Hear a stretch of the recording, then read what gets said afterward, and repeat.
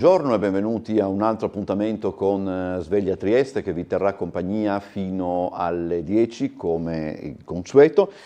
Ci saranno accanto a me Lucrezia Kermaz di Alternativa Popolare e Federica Sabbati di Azione. Come sempre leggeremo il piccolo, leggeremo il Corriere della Sera, vi riproporremo alcuni servizi andati in onda ieri. Il numero di telefono cui chiamare per intervenire è 040 977 8910, svegliatrieste@tele4.it è l'indirizzo di posta elettronica cui potete inviare le vostre mail, potete farlo sia le mail che le telefonate, potete farlo quando lo desiderate. Cominciamo subito con uno sguardo al tempo. Oggi sul Friuli Venezia Giulia fluiranno correnti da sud-ovest piuttosto umide e ancora instabili, specie verso i monti e le zone orientali, mentre sulla costa l'aria sarà più secca. Domani alta pressione temporanea. Per quanto riguarda le previsioni per oggi sulla zona montana, cielo in prevalenza nuvoloso, in pianura variabile, poco nuvoloso o variabile sulla costa. Si avranno rovesci e temporali sparsi più probabili tra i monti e la pianura, specie sulle prealpi e di pomeriggio in particolare sulle Giulie, dove le piogge saranno abbondanti. Tempo in genere migliore sulla costa, dove soffierà libeccio moderato e la giornata sarà in prevalenza soleggiata. Per domani prevalenza di bel tempo, si prevede, con cielo da sereno sulla costa a poco nuvoloso sul resto della regione, variabile dal pomeriggio sui monti. Domenica cielo in genere variabile, possibile qualche rovescio e forse qualche temporale pomeridiano sui monti e sulla fascia prealpina. Tra un po' ci collegheremo con la sala operativa della polizia locale e vedremo se vi sono state delle ripercussioni significative per quanto riguarda appunto il fronte meteo. Questa notte attorno alle 11:30 c'è stata quella che insomma qualcuno potrebbe anche chiamare una bomba d'acqua e vedremo se ci sono delle ripercussioni. Il collegamento desumo sia già pronto, per cui sentiamo chi c'è con noi da Palazzo San Sebastiano. Buongiorno. Buongiorno Bosazzi, buongiorno a lei e ai telespettatori. Ispettore capo Luisa Mastracchio, salve. Buongiorno ispettore. Le chiedo subito appunto se ci sono state ripercussioni significative dell'episodio di pioggia intensa verificatosi questa notte. Guardi, fortunatamente no, okay. Non ci sono state chiamate né per allagamenti né per acqua alta né per appunto dei locali allagati, per fortuna è andato bene, anche visto il tempo non c'erano neanche molte persone in giro, sì, quindi ciò non ha creato delle ripercussioni, noi non siamo stati coinvolti in queste richieste, quindi da quel punto di vista è andato bene, quindi adesso per fortuna il tempo oggi pare per il momento che stia andando al meglio, speriamo bene. Ci sono altre segnalazioni per quanto riguarda traffico e viabilità per oggi, ispettore? Ma guardi, io ricordo sempre la chiusura al traffico sulla SS 202 Triestina dal chilometro 4 più 800 al chilometro 4 più 300 direzione Trieste, sulla corsia di marcia che comporta la chiusura della rampa d'ingresso Ital Cementi di Via Erera a partire dalle ore 7 appunto ancora del 13 fino alle ore 24 del 20 del 5, quindi è tuttora in atto questa chiusura dalle 7, ecco. E poi posso dirle che oggi nel corso del pomeriggio dalle ore 18, anzi pomeriggio sera, ci sarà una corsa, una manifestazione podistica che si svolgerà dalle ore 18 alle 20 lungo il percorso circa di 3 km sviluppato all'interno del Porto Vecchio di Trieste. E stessa cosa avverrà anche il giorno domenica 19 maggio, ma il tutto verrà poi fornito detto dai nostri colleghi nei prossimi collegamenti, e ciò comporterà divieti di transito e divieti di sosta all'interno della zona, diciamo, ecco, la viabilità interna del Porto Vecchio. E altre cose per il momento non avrei da dirle, le restituirei la linea. Grazie ispettore, casomai ci fosse necessità, noi siamo qui per raccogliere le vostre segnalazioni, speriamo di no perché vorrebbe dire che c'è qualcosa appunto che non funziona e quindi eventualmente ci risentiamo al telegiornale delle 13:20. Il successivo collegamento, benissimo, grazie. Grazie all'ispettore Mastracchio per essersi collegata, buona giornata e buon lavoro. Allora possiamo cominciare guardando la prima pagina del Piccolo. Sotto il titolo "Il premier Fico resta grave, colpito da un lupo solitario", stiamo parlando del premier slovacco. C'è anche un commento: la responsabilità dei sonnambuli in Unione Europea. Il padre dei microchip avverte: contro l'intelligenza artificiale rischiamo. La mappa di risse e rapine è il titolo centrale, l'escalation di episodi di violenza in piazze e parchi. Tutto è iniziato nel 2021 con lo scontro fra kosovari in via Carducci. Salta il duello in TV fra la Meloni e Schlein dopo il no di Forza Italia e del Movimento 5 Stelle.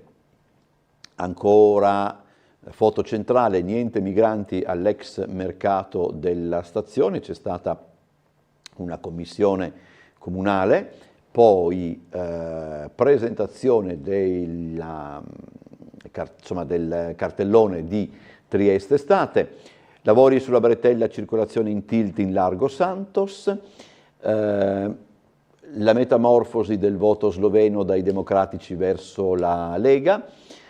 Invece c'è, per quanto riguarda Etica Minima, che è la rubrica settimanale del professor Rovatti, quel disagio che occupa la mente.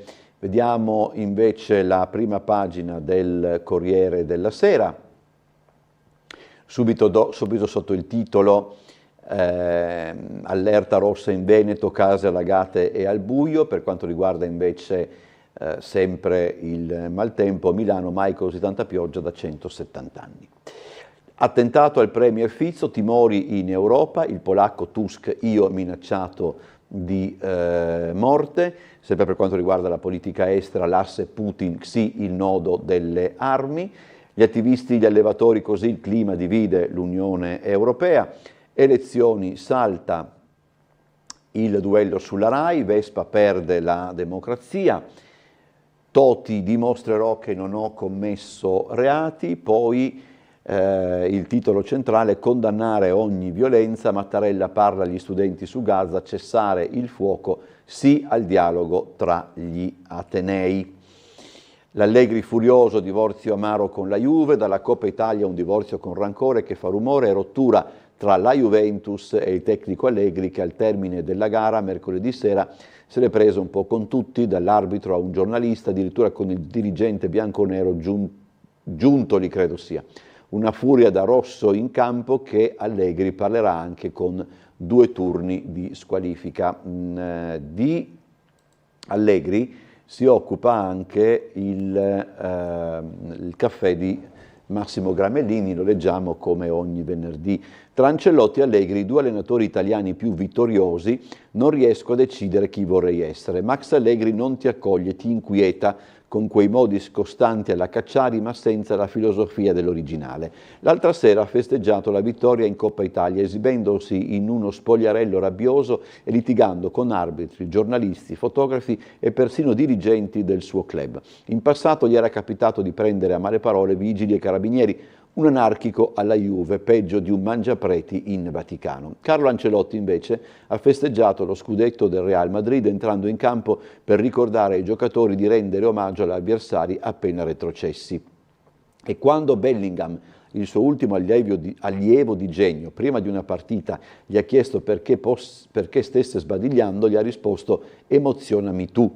Sta sempre un passo indietro, quasi a volersi mimetizzare sullo sfondo, all'opposto di Allegri che si prende ogni volta la scena. L'emiliano e il toscano, Prodi e Renzi, Morandi e Benigni, il morbido e l'ossuto, il bonario e l'incazzoso e via stereotipando, ma negli stereotipi si nasconde qualche verità. E la verità è che vorrei essere Ancelotti, ma se poi lo fossi mi annoierei, mentre ho paura di assomigliare ad Allegri, specie quando un prepotente mi taglia la strada, benché assomigliargli talvolta significhi sentirmi vivo. Forse c'è un po' dell'uno e un po' dell'altro in ciascuno di noi, è tutta una questione di dosi.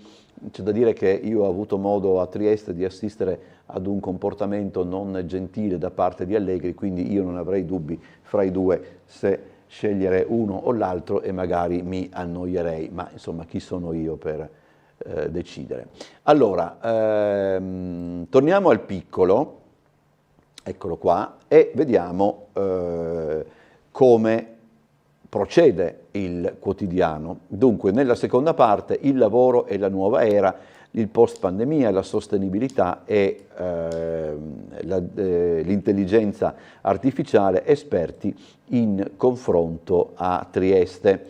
Cambiato il diritto, ora conta la responsabilità organizzativa, secondo Nicola De Marinis, giudice della sezione lavoro della Corte di Cassazione.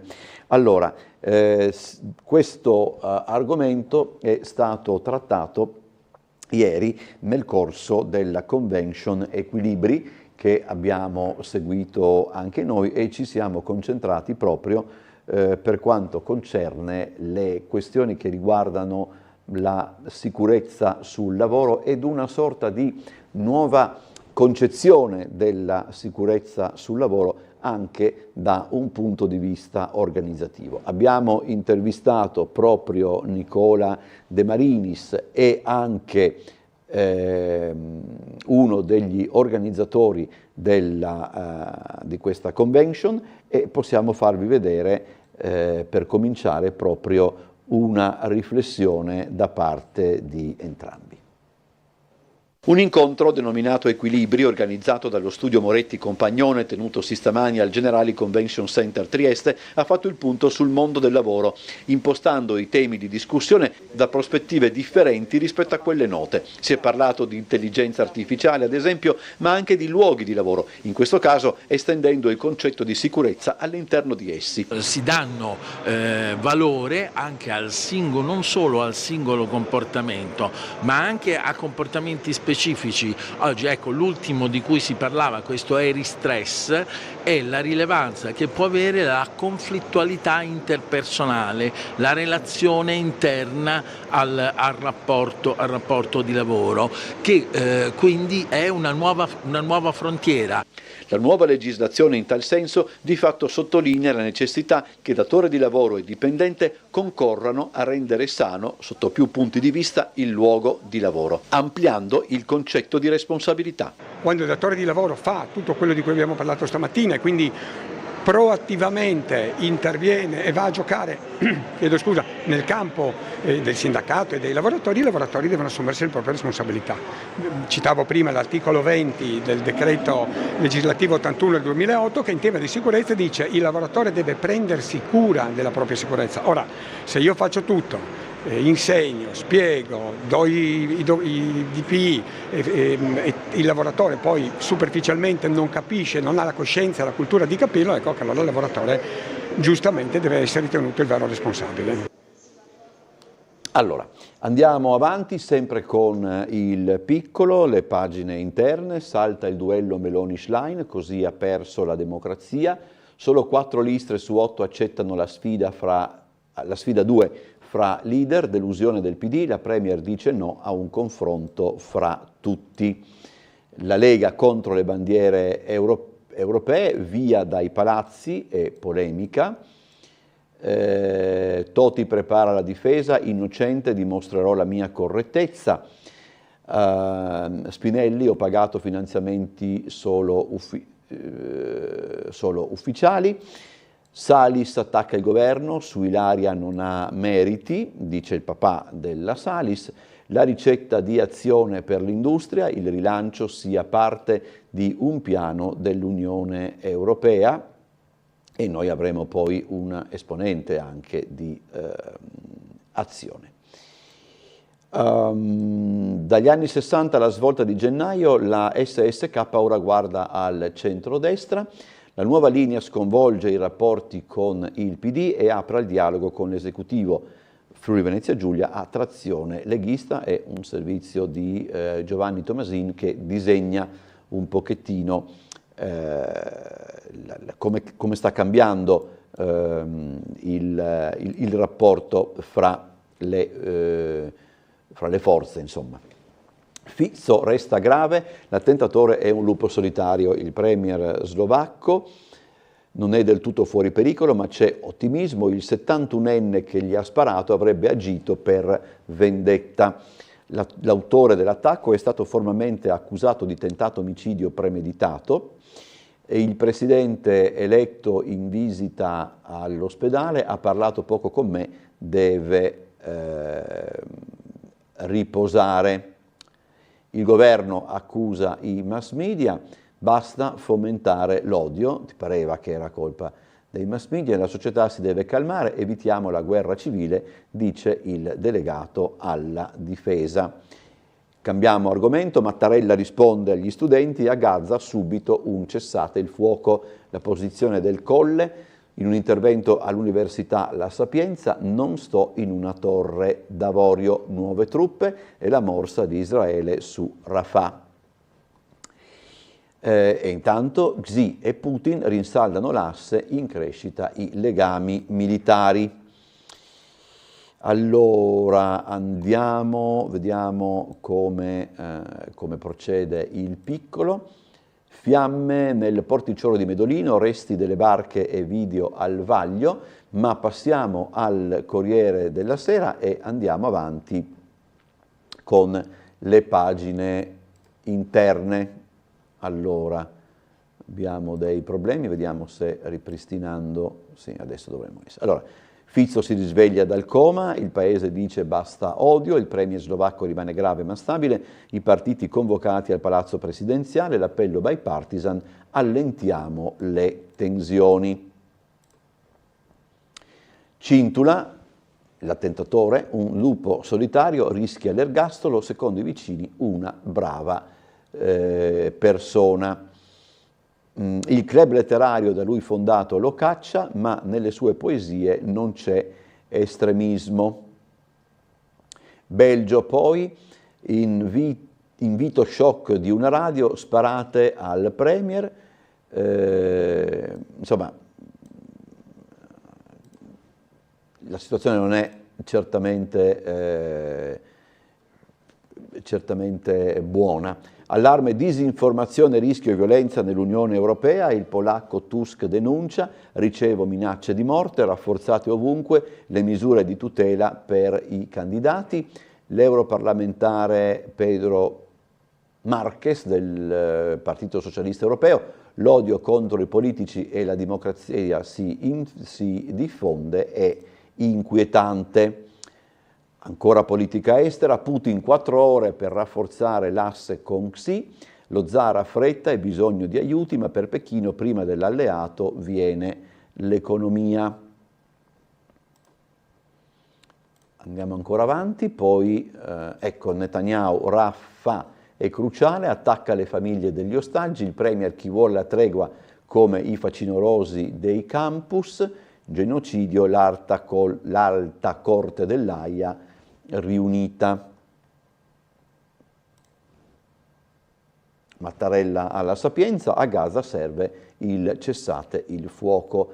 Agli studenti dice le violazioni dei diritti umani vanno denunciate ovunque. Qui sotto non c'è niente che ci interessi. Andiamo avanti ed siamo tornati alla questione Meloni-Schlein. Il duello in Rai non si farà, manca l'ok degli altri, Conte esulta, secondo l'Agicom serviva il sì della maggioranza dei partiti, il PD accusa opportunità negata a 2 donne. L'irritazione di Fratelli d'Italia che chiude la partita, basta perdita di tempo, in caso di nuovi dibattiti la Premier non ci sarà.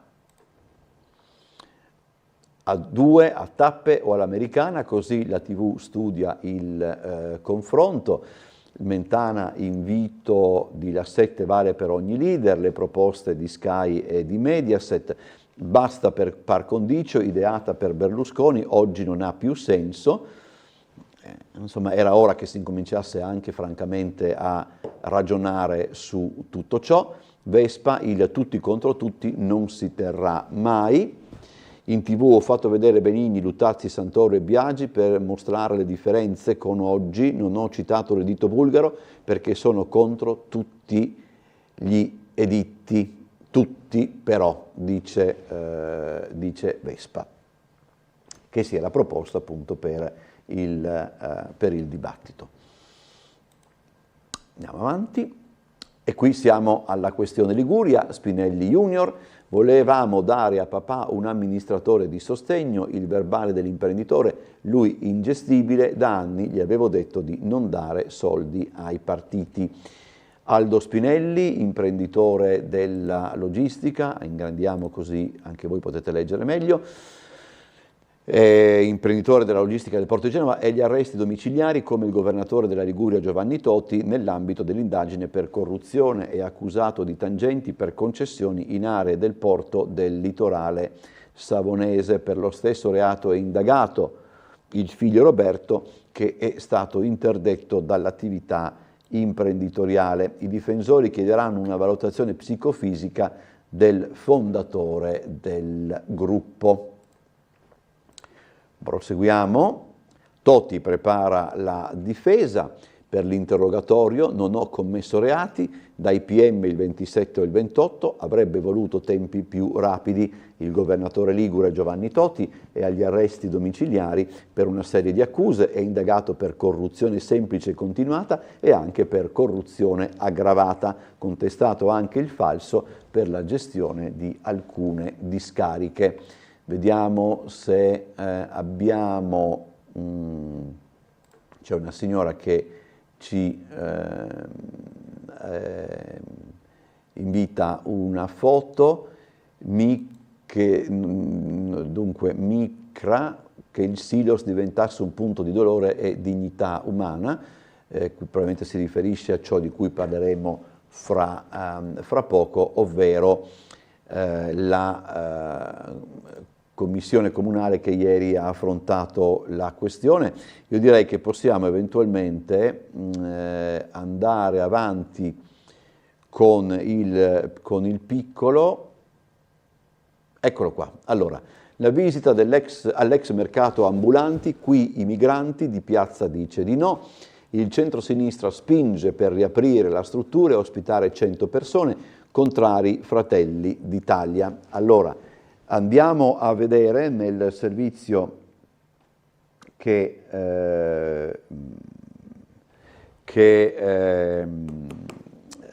ha realizzato ieri Bernardo Gulotta, proprio per documentare appunto intanto lo svolgimento di questa commissione in loco. Chi fate entrare con che criterio? Perché c'è scritto che è pubblico, no? Siamo, c'è Linea d'Ombra, la Diaconia Valdese, ICS, International Rescue Committee. Stiamo aspettando, come dicevo prima, i rappresentanti delle associazioni. Siamo qua. Bene, mi metto nel nome. Chiunque rappresenti un'associazione che è impegnata nella lotta balcanica, chiunque sia un giornalista, un fotografo, può entrare. Ma scusa, no? L'ha detto te? Associazione per i diritti di libertà.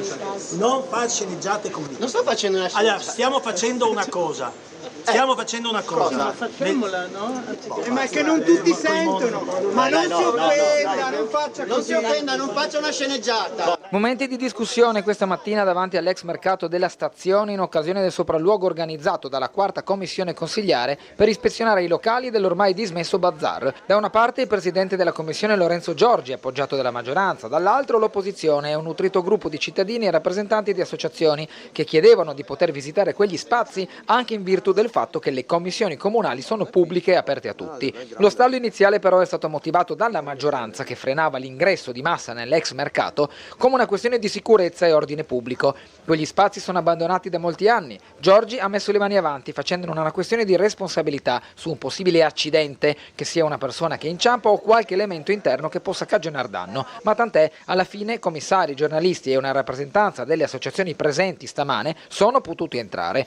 Lo scenario è quello di un ambiente piuttosto ampio, che si sviluppa per lo più in lunghezza, con un solido, almeno all'apparenza, soffitto in pietra. Sono presenti i cosiddetti funghi riscaldanti, ma sono fuori uso e non sono allacciate le utenze. Questo è uno stabile che non ha alcuna utenza al momento, si luce oscura, quindi bisogna sapere quanti entrano e quanti escono. In giro una serie di oggetti abbandonati e mucchietti di detriti, per lo più calcinacci, fanno da contorno alle installazioni che una volta erano i chioschi adibiti alla vendita di abiti e merce varia. Si tratta di strutture che con un po' di perizia si possono smontare e smaltire. Presente anche un vano di servizi igienici che però, come detto, non ha l'allacciamento idrico a norma. Mancando l'energia elettrica, questo ambiente si compone di tratti bui o in penombra, fatta salva l'area più vicina a via Flavio Gioia, dove la luce penetra dai finestroni. Per questo luogo la richiesta dell'opposizione in comune, delle associazioni e dei cittadini impegnati a più livelli nell'accoglienza dei migranti della rotta balcanica, ma anche dei senzatetto della città, è quello di attrezzarlo per la creazione di un centro a bassa soglia che possa dar dignità a chi si ritrova senza un luogo dove dormire, in particolare i migranti accampati al Silos.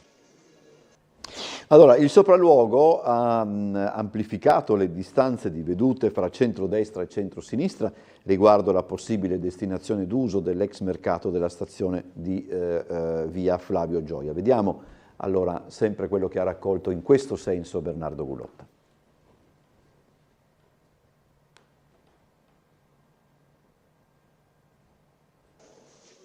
Dopo il sopralluogo della politica nell'ex area mercato della stazione, rimangono distanti le posizioni di maggioranza e opposizione sul possibile utilizzo di quei locali. Stando al centrodestra sarebbe opportuno valorizzare il sito con una destinazione commerciale o trovare un imprenditore interessato. Fratelli d'Italia è assolutamente contrario, quel posto va valorizzato.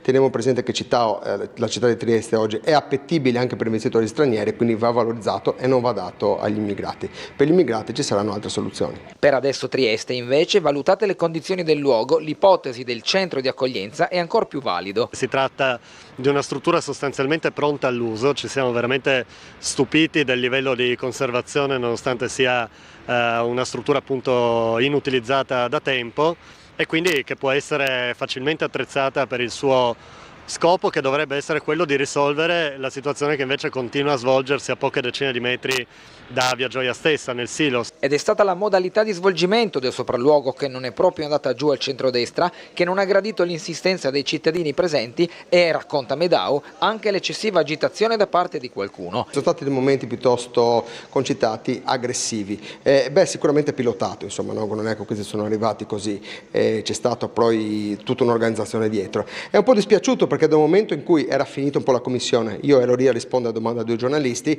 effettivamente un gruppo di ragazzi, dopo una mia risposta molto chiara, un signore mi ha spinto, l'altro mi tirava per la maglietta, io volevo poi fare un ringraziamento alla polizia locale e alla Digos che poi mi ha portato via da quella situazione. Al finire del tutto, Riccardo Laterza ne trae una conclusione prettamente politica. È stato altrettanto chiaro che questa cosa finora non si è fatta per la contrarietà politica, in particolare di un partito, di Fratelli d'Italia, che sul tema delle migrazioni, anziché voler trovare delle soluzioni concrete, intende speculare dal punto di vista elettorale.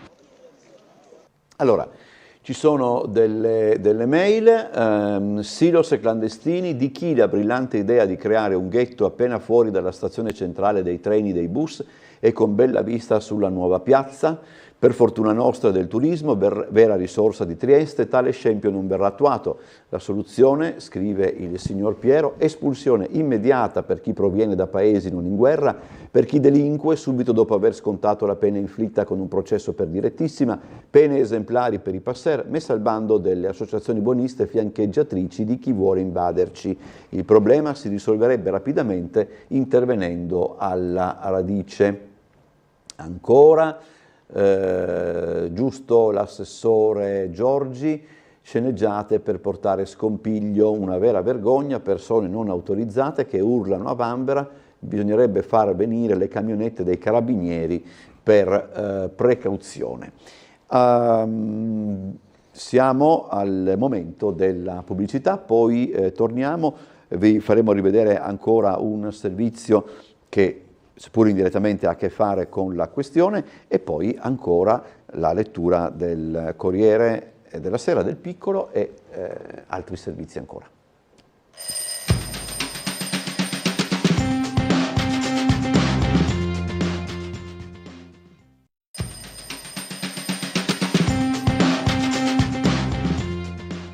Entriamo in studio da un controllo che abbiamo fatto con i Vigili del Fuoco. Anche per quanto riguarda i Vigili del Fuoco non è emerso nulla di critico questa notte per quanto riguarda la situazione che insomma, avrebbe potuto venirsi a creare in seguito alla pioggia verificatasi attorno alle 11:30.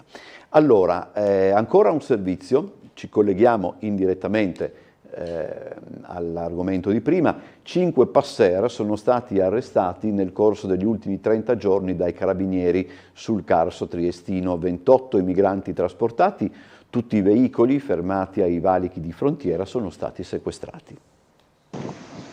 5 passer arrestati in un mese, 28 i migranti trovati stipati fra bagagliai e vani di carico dei rispettivi veicoli. È il bilancio dell'attività della compagnia dei carabinieri di Aurisina e in particolar modo della stazione di Duino in ausilio alla polizia di frontiera nei pressi dei valici confinari del Carso. Il primo passer di nazionalità serba è stato fermato a Fernetti alla guida di un'auto con targa slovena con a bordo 4 migranti turchi. Dinamica simile si è ripetuta pochi giorni dopo a Morrupino. In manette è finita una cittadina ucraina al volante di un veicolo immatricolata in Slovenia che stava trasportando 5 migranti, tra cui una minorenne. Durante la stessa notte è stato fermato in un ulteriore controllo un autocarro telonato con targa polacca al cui interno viaggiavano nascosti ben 12 migranti irregolari di origine siriana, tra cui una minorenne. 2 i camionisti finiti in arresto, un 30enne ucraino e un 34enne moldavo. L'ultimo passer finito nella rete dei controlli dell'arma è stato bloccato a Basovizza. Si tratta anche qui di un 44enne ucraino.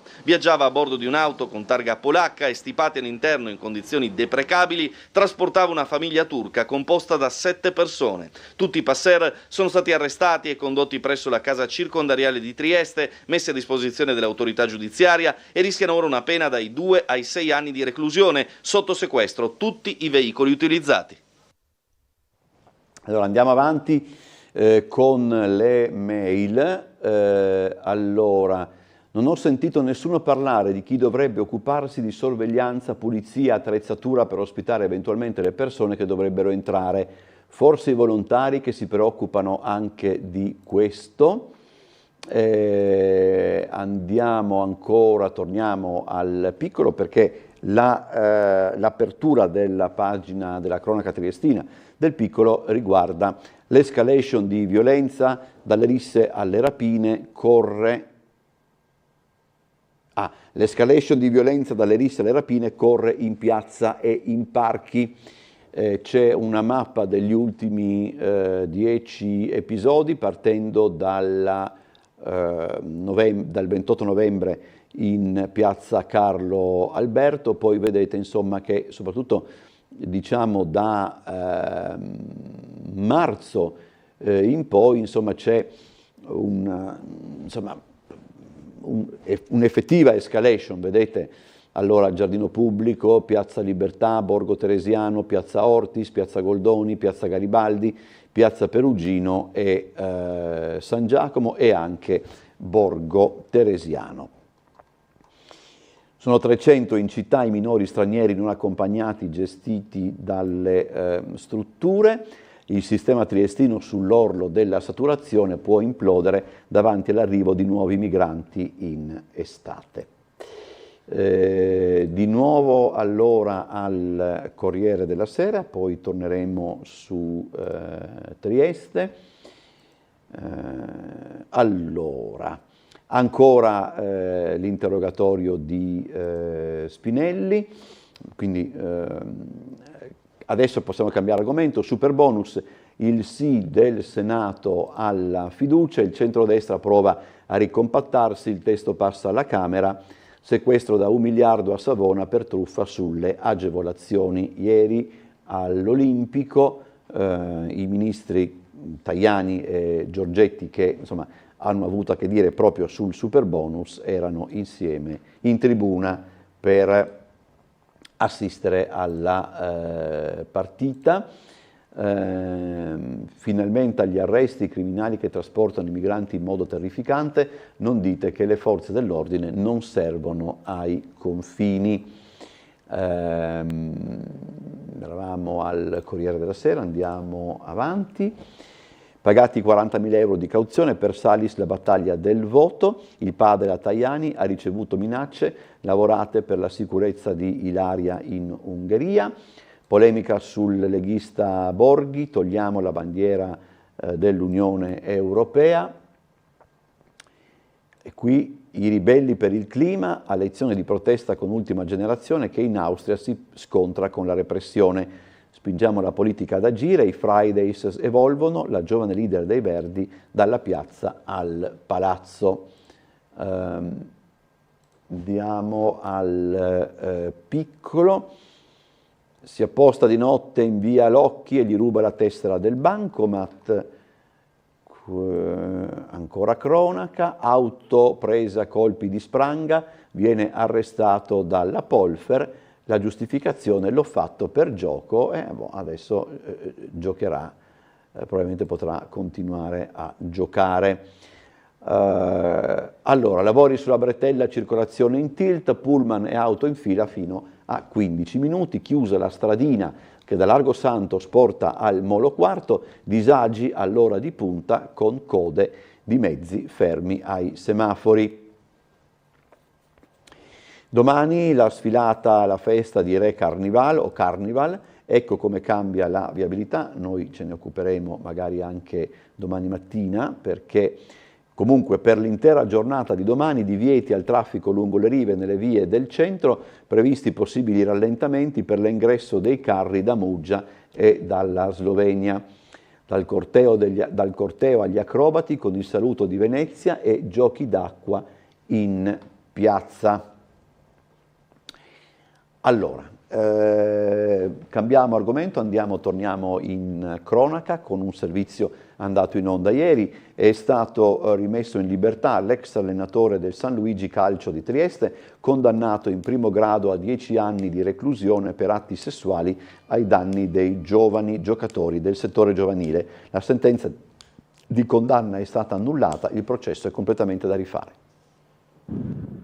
La Corte d'Appello di Trieste ha annullato per vizi procedurali la sentenza di condanna a 10 anni inflitta in primo grado all'ex allenatore 51enne del San Luigi Calcio accusato di violenza sessuale su alcuni minorenni. Dopo circa 3 anni e mezzo di detenzione, da quando cioè la squadra mobile della Questura di Trieste lo arrestò, l'uomo torna in libertà. Sembra che il problema possa essere collegato all'imputazione. Il PM titolare dell'indagine aveva contestato il reato di atti sessuali con minorenne, mentre i giudici del primo grado hanno condannato l'ex allenatore per violenza sessuale. Insomma, 2 articoli diversi del codice penale. Ora gli atti sono stati reinviati alla procura. Le molestie sarebbero avvenute più volte durante i ritiri calcistici prepartita, negli spogliatoi e in auto, nelle occasioni in cui l'uomo aveva accompagnato a casa qualcuno dei ragazzini, come alcuni genitori avevano raccontato ai nostri microfoni. E subentrano varie componenti, magari la paura, magari anche la vergogna, magari alla fine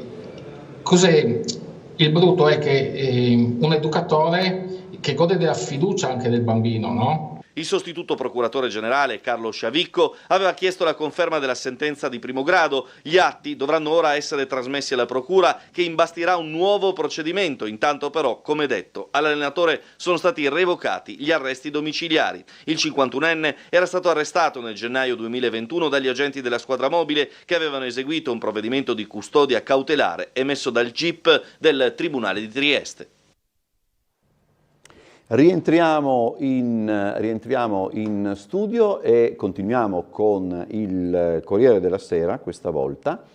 La rivolta dei contadini, qui il Corriere della Sera sta facendo un'inchiesta che porta al voto europeo, però qui torniamo a noi. In Veneto 230 mm di pioggia in 6 ore, salvati dai bacini di laminazione. Insomma, si fa il punto sulla situazione del meteo che è piuttosto preoccupante. Sapete che la Protezione Civile regionale ha emesso una allerta arancione, credo, in regione fino alle 12 di oggi. Per quanto riguarda Trieste, la cosa sembra essere risolta, tra l'altro senza particolari problemi. Qui c'è cronaca, sempre dal Corriere della Sera.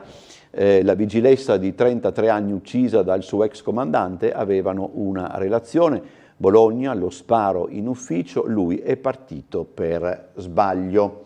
Allora, ieri ci siamo occupati di un problema che è stato segnalato proprio durante Sveglia Trieste: furti e danneggiamenti alle tombe del cimitero di Sant'Anna. Questa la denuncia appunto di alcuni telespettatori. I campi interessati sarebbero il 13 e il 14. Il cimitero, mi sa dire qualcosa del cimitero? Che hanno trovato rotte le tombe e tutto buttate al cimitero di all'aria Sant'Anna? nel campo 14, 15, 13.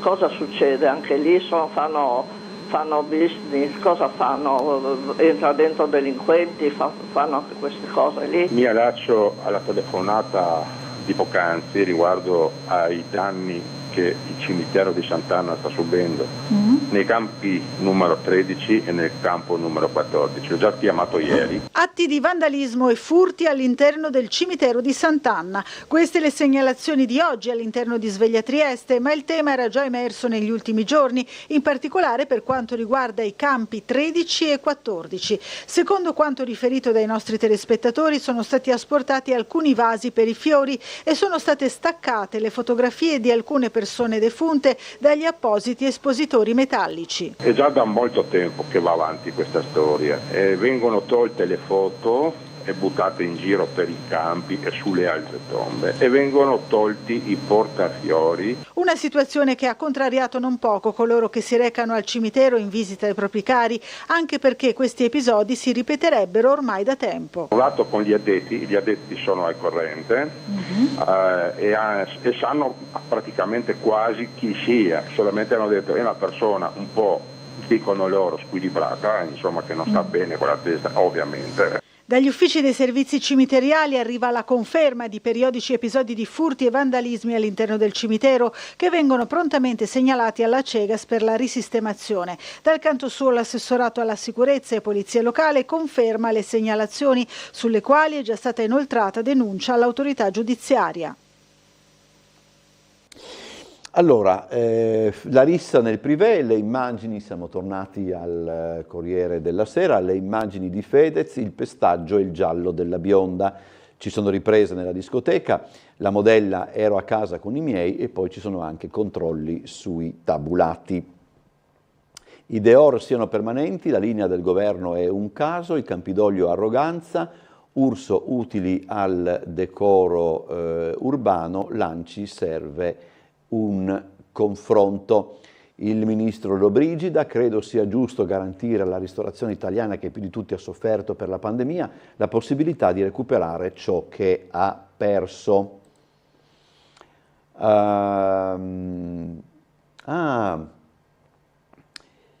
Dunque, il Corriere della Sera continua questa bella serie di interviste a figli di personaggi famosi. Oggi intervista il figlio di Renzo Pasolini. Renzo Pasolini, pochi lo ricordano, era un grande motociclista che è morto, se non ricordo male, nel 73 durante una gara, e hanno intervistato il figlio e dice ho preso la patente all'insaputa di mia mamma. Renzo Pasolini è stato un pilota di moto, dopo gli esordi nei campionati di motocross passò in quelli velocità dove vinse 6 gare e centrò 35 podi. Perse la vita a 34 anni 50 anni fa, il 20 maggio, dopo una caduta che coinvolse Jarno Saarinen. Pasolini lasciò la moglie Anna e i figli Sabrina e Stefano. È stato uno dei più temuti avversari di Giacomo Agostini. Tra l'altro dice il figlio di Pasolini che la rivalità fra Pasolini ed Agostini esisteva solo in pista. È bello perché insomma così ci consente questa intervista anche di ricordare tanto un pilota come Pasolini, ma anche insomma per ricordare anche la grandezza di Giacomo Agostini. Allora, stiamo arrivando alla pagina di cultura del Corriere della Sera. Oggi siamo andati piuttosto veloci con la lettura dei quotidiani e adesso vi facciamo vedere invece un servizio molto curioso, cioè molto curioso nel senso un servizio che indaga sui prezzi al consumo. Una volta mi ricordo, si parla di una quindicina d'anni fa, che l'indice dei prezzi al consumo veniva comunicato mensilmente dal Comune con una conferenza stampa dove di solito venivano spiegate delle cose anche molto particolari e per certi aspetti molto divertenti nel senso etimologico del termine, cioè perché i cavoli crescevano di prezzo, perché i pomodori diminuivano di prezzo. Per noi giornalisti era insomma un evento che è anche un po', diciamo così, anche divertente, ripeto, per certi aspetti. Dall'indice appunto dei prezzi al consumo risulta un'impennata per il settore ristorazione e alberghi, laddove invece cala rispetto allo scorso anno la bolletta energetica.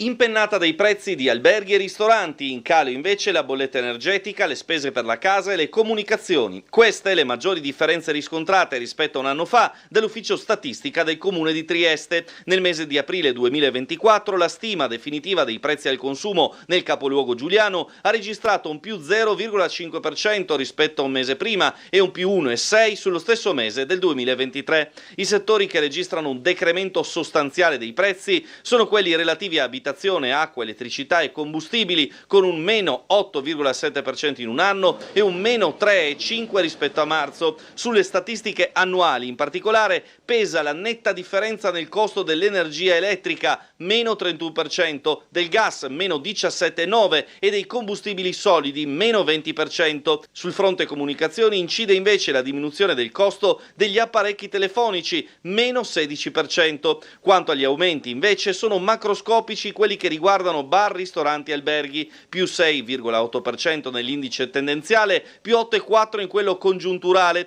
I servizi d'alloggio in particolare negli ultimi 12 mesi fanno registrare un aumento a doppia cifra, più 16%, più contenuto quello relativo alla somministrazione di cibi e bevande, ma comunque significativo, più 4,8%.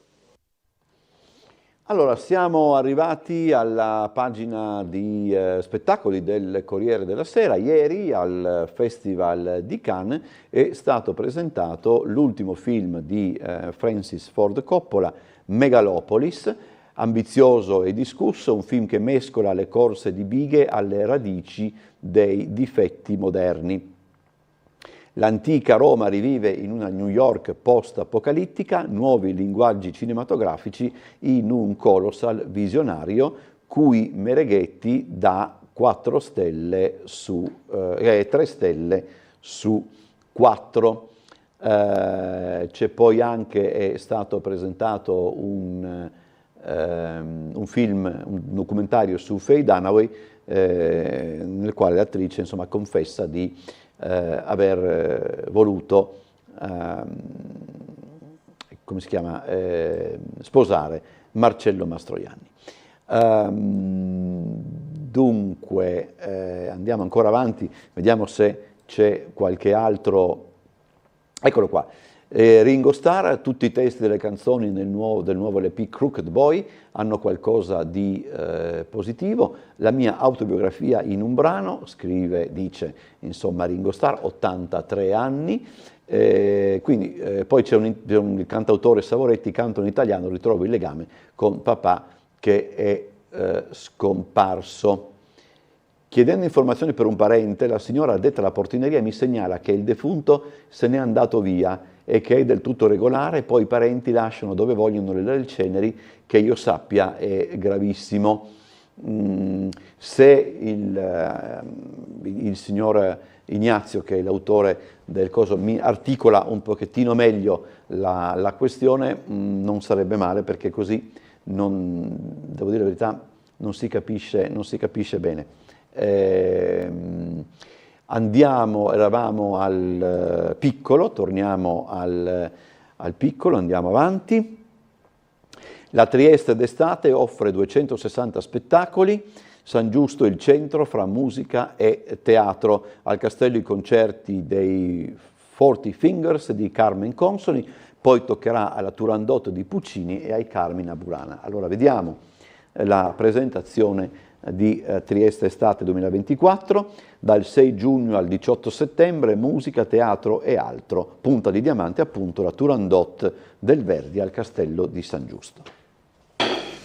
Oltre 260 spettacoli, 30 in più rispetto alla scorsa edizione, 101 giorni di programmazione dal 6 giugno al 18 settembre, 40 location comprese le piazze e i giardini dove avrà luogo la rassegna Fuori Centro giunta alla seconda edizione. Dovendo sintetizzare Trieste Estate 2024, il cui programma è stato presentato oggi in Sala Luttazzi, è meglio affidarsi ai numeri, giacché elencare gli appuntamenti che coinvolgono tutte le realtà presenti sul territorio impiegherebbe davvero troppo spazio. Pièce de résistance, la Turandot, messa in scena dal Teatro Verdi al Castello di San Giusto il 10, 12 e 13 luglio. Non è da meno il concerto in Piazza Unità, in programma il 4 luglio in occasione della 50ª settimana sociale dei cattolici in Italia, che vedrà sul palco Cocciante, Vecchioni, Cristicchi, Malika Ayane e Damara. Andiamo dalla musica lirica al jazz, all'operetta, al rock, al pop, musica per tutti i gusti, naturalmente tutte queste proposte caratterizzate da grande qualità e soprattutto da un'internazionalità che possa intercettare anche quello che è il pubblico ormai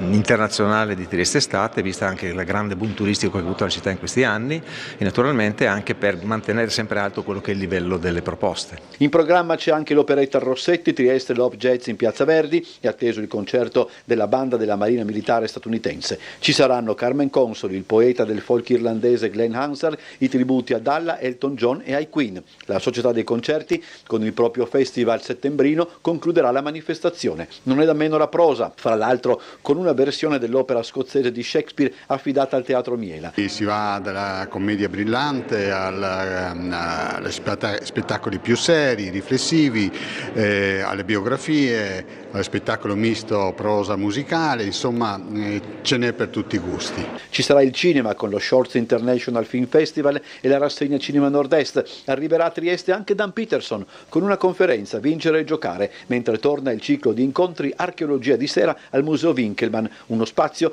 che vedrà ampliati i posti a disposizione, così come il giardino del Museo Sartorio. Il Comune ha impegnato un budget pari a 1 milione di euro, parte del quale proviene dalla tassa di soggiorno. Trieste Estate 2024 si propone, secondo l'assessore Rossi, come un punto fermo dopo il quale partirà la spesso annunciata riconsiderazione del settore cultura. E dobbiamo soprattutto mettere a posto quello che manca delle nostre strutture museali. San Giusto, il Re Voltella, il D'Enriquez devono essere dei luoghi assolutamente accoglienti, come vediamo nei grandi musei internazionali, quindi con ingressi, con bookshop, con attività anche di ristorazione e accoglienza.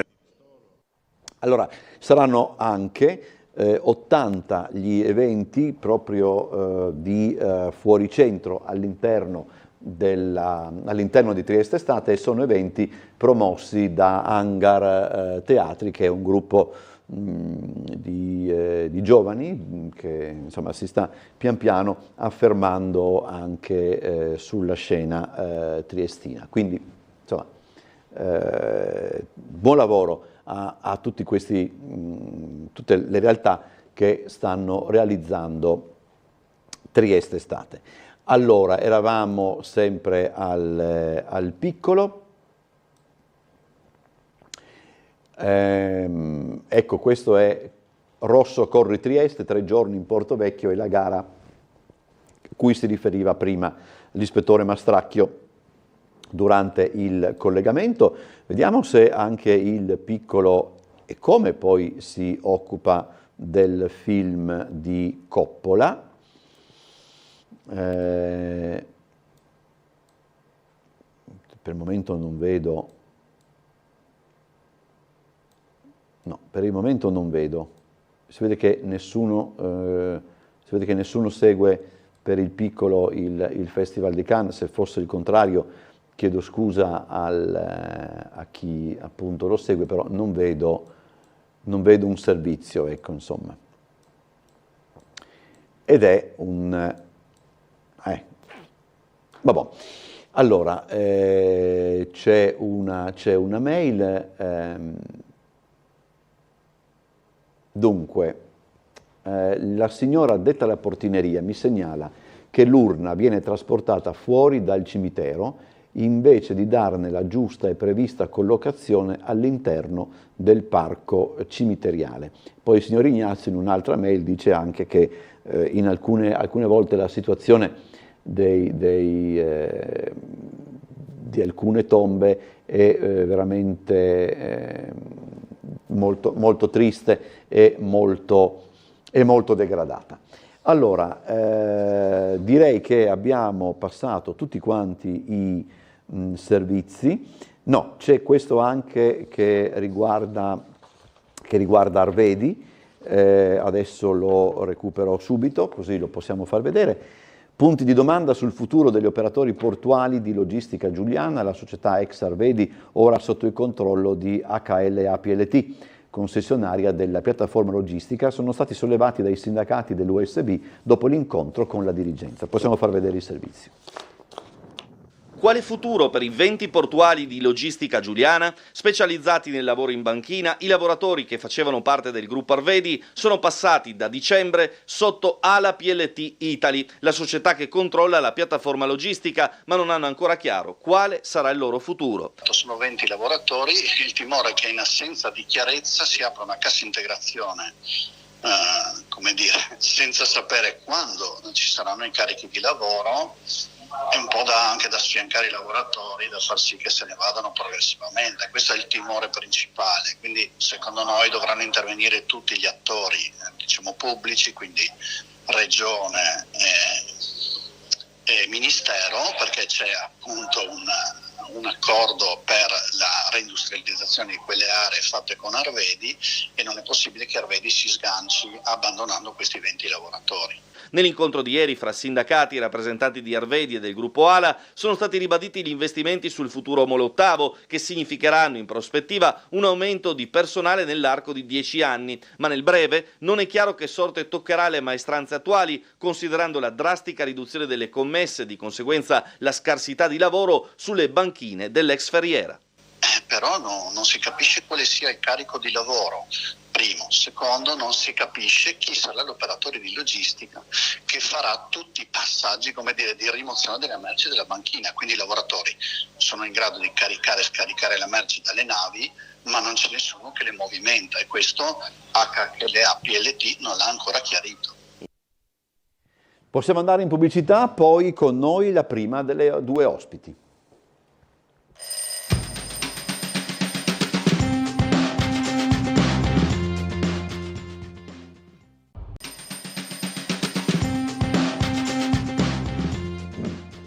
Allora, eccoci di nuovo in diretta con Sveglia Trieste e con noi Lucrezia Kermaz di Alternativa Popolare, candidata alle europee nella circoscrizione nord-est. Grazie per essere tornata nei nostri studi.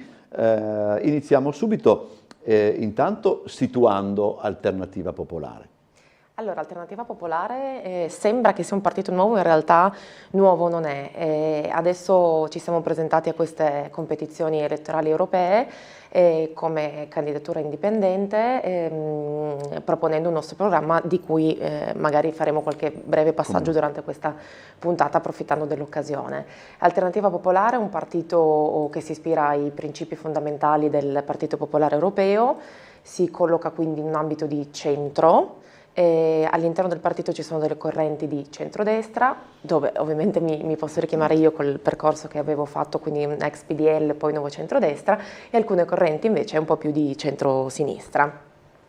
Attualmente siamo presenti su tutto il territorio con vari coordinamenti regionali, provinciali, abbiamo alcuni eletti nelle liste civiche delle amministrative. Per questa competizione elettorale abbiamo scelto di presentarci da soli, pur essendo un partito piccolo siamo riusciti a non dover raccogliere le 100.000 firme per la presentazione della candidatura, perché abbiamo sfruttato al meglio la nostra affiliazione al Partito Popolare Europeo, che quindi ci ha consentito appunto di presentarci senza questi adempimenti burocratici.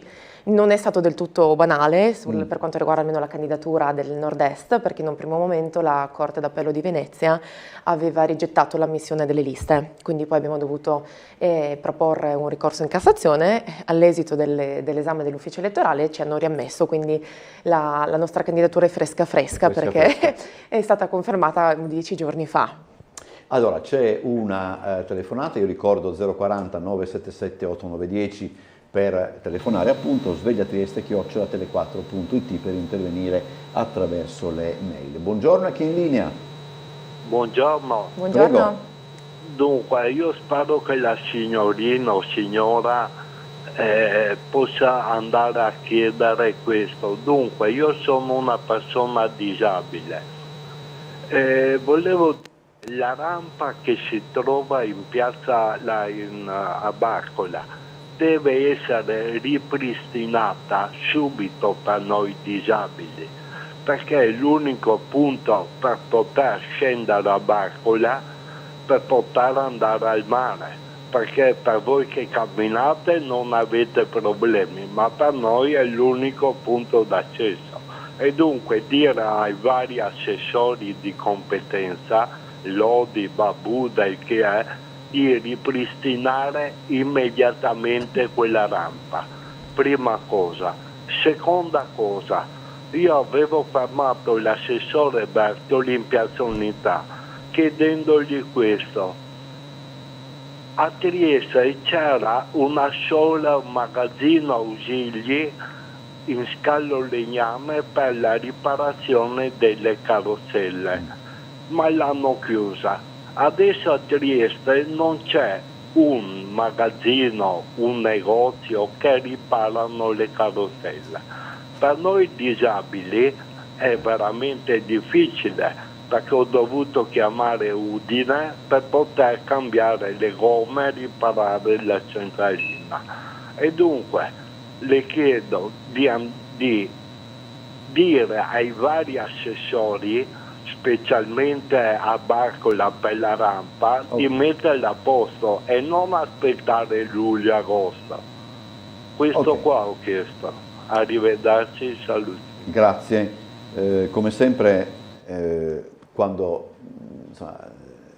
la trasmissione è anche una vetrina di quelli che sono le problematiche, e quindi anche se magari appunto un candidato alle elezioni europee può poco in questo senso, però insomma, a parte che può farsene parte attiva, però insomma comunque la segnalazione viene fatta. Comunque la sede è opportuna per la segnalazione, perché come ha detto lei, dottore, questa trasmissione ormai si fa portavoce di tutte le istanze della cittadinanza, quindi qualsiasi sia il momento, se c'è un candidato piuttosto che un imprenditore, un politico, la sede è senz'altro opportuna. E questo è uno dei casi in cui, se non sei parte del problema, non te lo poni, insomma, nessuno penso che immagina che debba esistere una realtà che ripari le carrozzine per i disabili, perché chi ha la fortuna di non avere il problema non ci pensa, però poi dopo sì.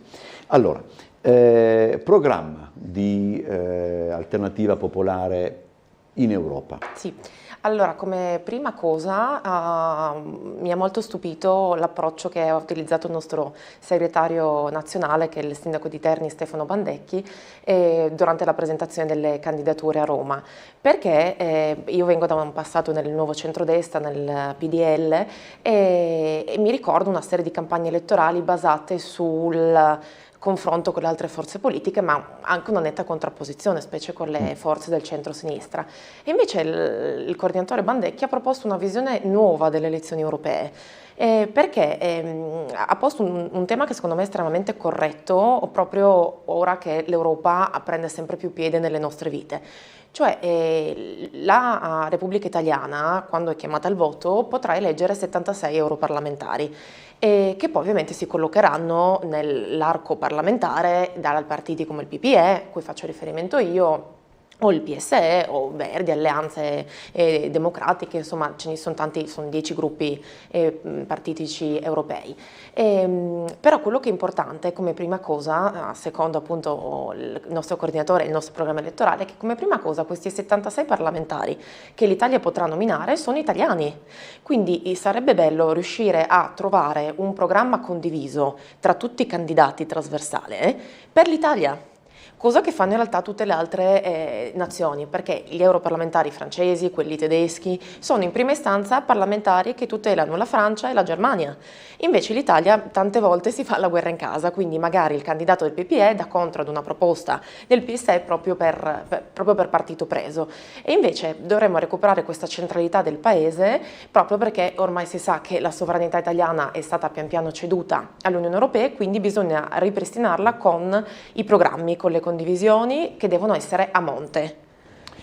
C'è un forte problema, no? E si incrocia probabilmente con quello che lei ha detto, che ne discutevamo anche ieri. L'Italia non ha quasi, come si dice, nella maggior parte dei casi adesso, per esempio, perché non si può generalizzare, però è ben vero che i candidati alle elezioni europee in genere, come diciamo così, l'Italia non è mai riuscita a portare avanti, a credere alle elezioni europee, no? C'è questa idea che magari Strasburgo o Bruxelles siano dei luoghi dove si va a parcheggiare qualcheduno, eccetera, e forse appunto noi abbiamo scontato fino adesso tutto ciò. Questo senz'altro, ma penso che questa lontananza dell'Unione Europea sia anche colpa delle istituzioni europee, di come sono state pensate, perché effettivamente c'è un grandissimo deficit di rappresentatività, perché se si pensa che l'unica istituzione veramente rappresentativa ed elettiva è il Parlamento Europeo, che non legifera, è coinvolto nella procedura di legislazione ordinaria, ma con una serie di pareri, decisioni, più una competenza quasi consultiva che proprio normativa legislativa. E questo senz'altro ha contribuito a far sentire le istituzioni europee più lontane dalla cittadinanza. E in realtà dovremmo cercare di cambiare noi stessi, intendo noi politici, e in generale la classe dirigente dovrebbe cercare di spiegare invece l'importanza dell'Unione Europea, l'importanza di andare al voto, perché poi un'altra tematica di cui magari parleremo potrebbe essere quella dell'astensionismo, che immagino che con le europee e con l'estate incipiente potrà essere un bel Lei problema. crede che il voto, per esempio, mi perdoni se la interrompo, il voto di sabato, cioè questa idea che si voti dal sabato pomeriggio alla domenica, può cambiare qualche cosa? Ma onestamente non credo, No. Io sono già preoccupata del fatto che le elezioni sono collocate a giugno e già questo penso che possa... Però storicamente è sempre stato giugno. Sì, però diciamo che il tasso dell'astensionismo è sempre più significativo. Le elezioni europee non sono poi sentite perché, dati i collegi elettorali così enormi, di solito i cittadini non conoscono nemmeno l'europarlamentare candidato, quindi se si va ci si limita a mettere una X sul partito senza conoscere la persona che materialmente si andrà a votare, perché ricordiamo che le elezioni europee sono una delle poche competizioni elettorali dove ancora si può mettere la preferenza proprio scritta a mano. E le chiedo ancora questo, diciamo di carattere generale, poi scendiamo un po' più nello specifico.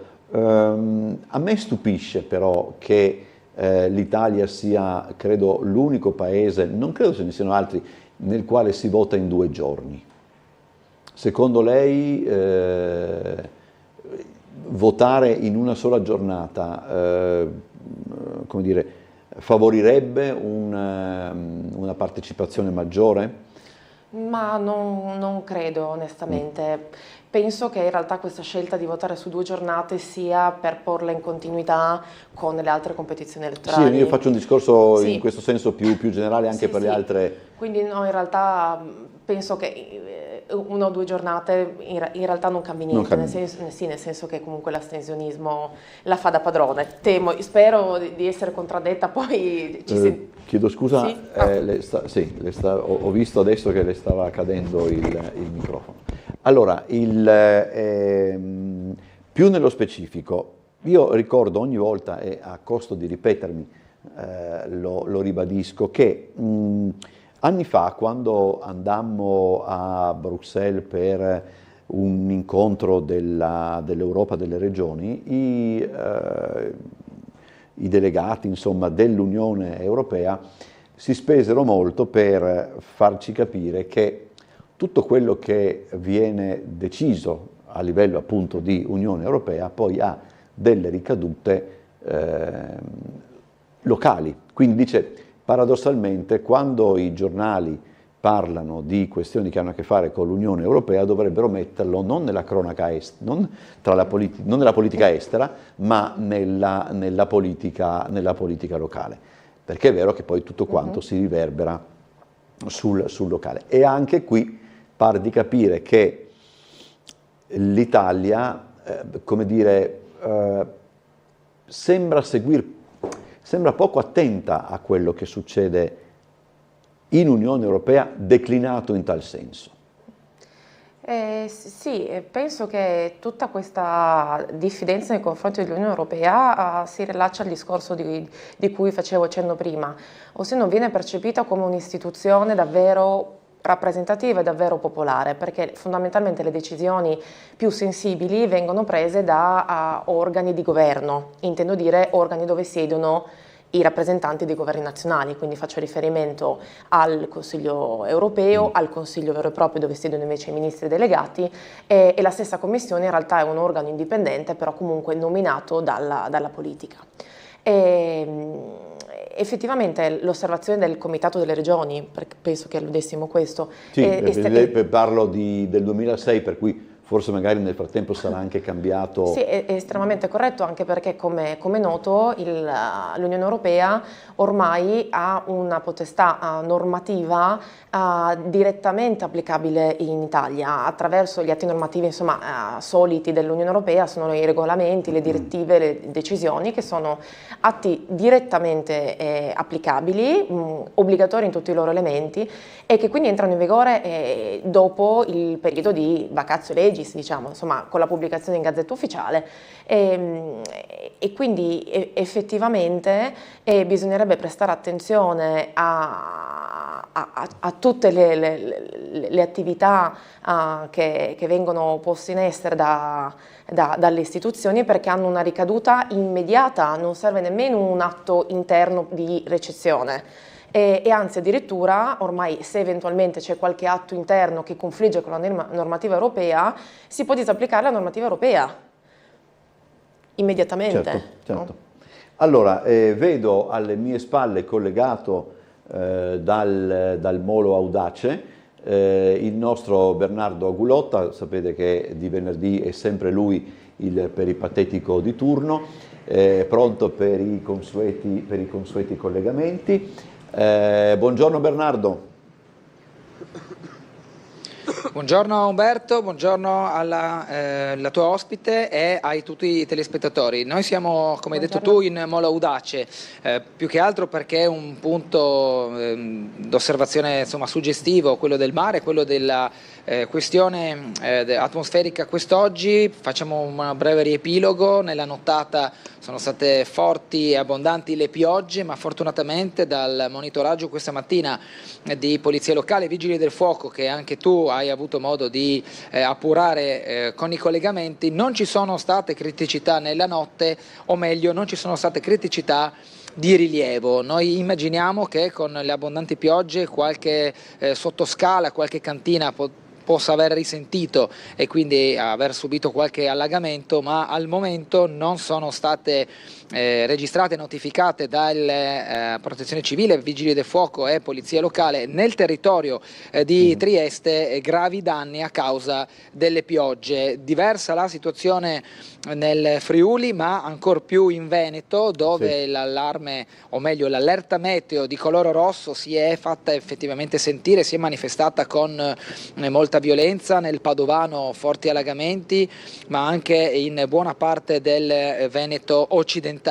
Quest'oggi invece a Trieste la giornata si sta presentando tutto sommato discreta, il cielo è coperto, per lo più variabile, con nubi sparse che però non stanno in qualche modo in questo momento minacciando una possibile nuova perturbazione che porti a precipitazioni proprio sul comune di Trieste, nel territorio della Venezia Giulia. Come vedete dalle immagini di Gianluca Valenta, verso il mare le nubi si addensano principalmente in questo caso verso Grado e Lignano, dove però anche in quel contesto non sembrano esserci stati rilevanti danni o rilevanti problematiche proprio dovute al maltempo. Sulla destra invece la motonave Audace, la linea marittima Trieste-Grado, che tra poco prenderà il suo servizio con anche i passeggeri, per lo più turisti. Abbiamo visto che andranno a visitare la località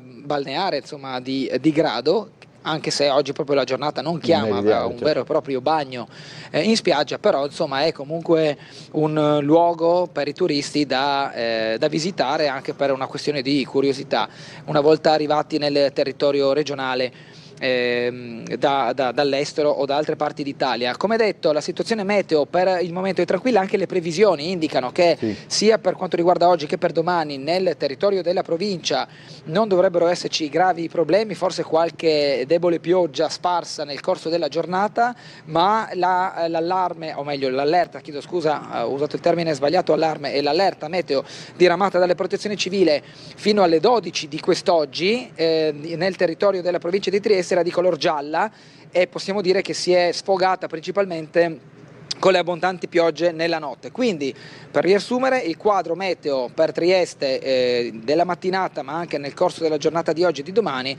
sembra essere relativamente tranquillo e sotto controllo. Diversa invece, come ha detto, la questione soprattutto in Veneto e in parti del Friuli. A voi la linea, ci risentiremo tra poco, faremo un passaggio in Portovecchio, perché ricorderemo che questa sera ci sarà una manifestazione, la prima parte del programma della Corri Trieste, la Rosso di Sera Corri Trieste, evento a scopo benefico che interesserà il Portovecchio, e quindi ricorderemo in quel sito le limitazioni al traffico e ai divieti di sosta che permarranno dalle 18 di oggi fino a fine manifestazione. A voi. Allora, grazie a Bernardo Gulotta, poi ci risentiremo da Portovecchio. Kermaz, cosa si può fare per cambiare proprio la percezione dell'Europa nei vari paesi, insomma? Nei vari paesi, penso che gli altri paesi abbiano già capito le potenzialità dell'Europa. L'Italia è rimasta un po' fanalino di coda forse su questa tematica, pur essendo invece uno dei paesi che ha contribuito al sogno europeo. In realtà credo che l'unica arma possa essere quella dell'informazione, quindi spiegare in tutte le sedi, ma intendo dire proprio dalla scuola, proprio dalla formazione base, che cos'è l'Europa, come funzionano le istituzioni, quali sono le sue competenze, per quindi da un lato contribuire alla creazione di futuri elettori consapevoli delle potenzialità di questa super istituzione, e dall'altra parte invece la classe politica, la classe dirigente dovrebbe aiutare a sburocratizzare, a tirar via tutta tutta la sovrastruttura europea, in maniera tale da renderla più vivibile. Io penso a tantissimi contributi, finanziamenti che vengono stanziati dall'Unione Europea e che qua in Italia non riusciamo a sfruttare perché nemmeno si conoscono.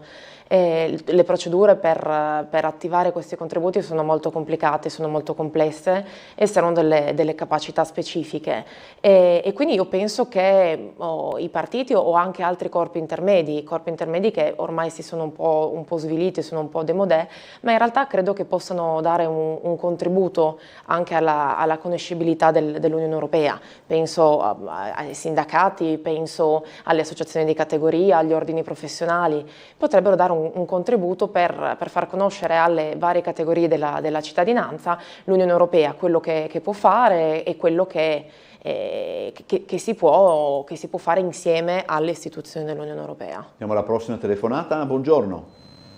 Buongiorno a lei, suo ospite. Prego. Buongiorno. Ma bisogna spiegare un po' che l'Unione Europea sono due cose completamente diverse, l'Europa dei 27 e l'Europa dei 17 che fanno capo all'euro.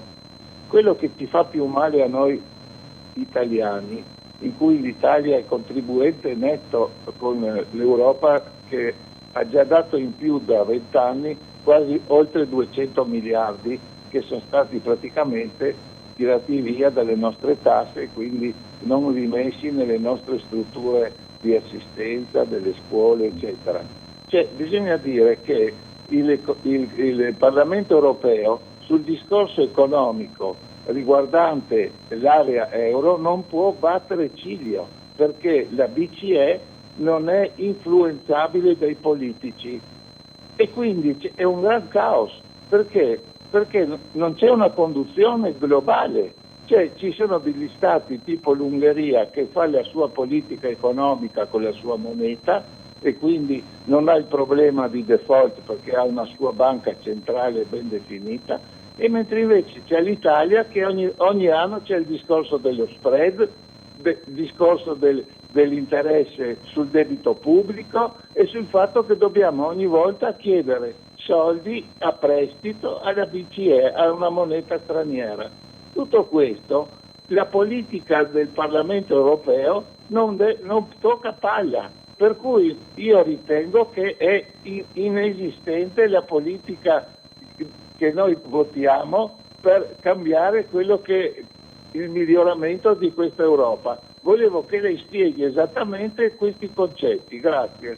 Lo facciamo, allora mi perdoni, visto che la risposta è un po' più articolata, dobbiamo andare in pubblicità, andiamo in pubblicità un attimo prima, così poi possiamo sentire la risposta più tranquillamente.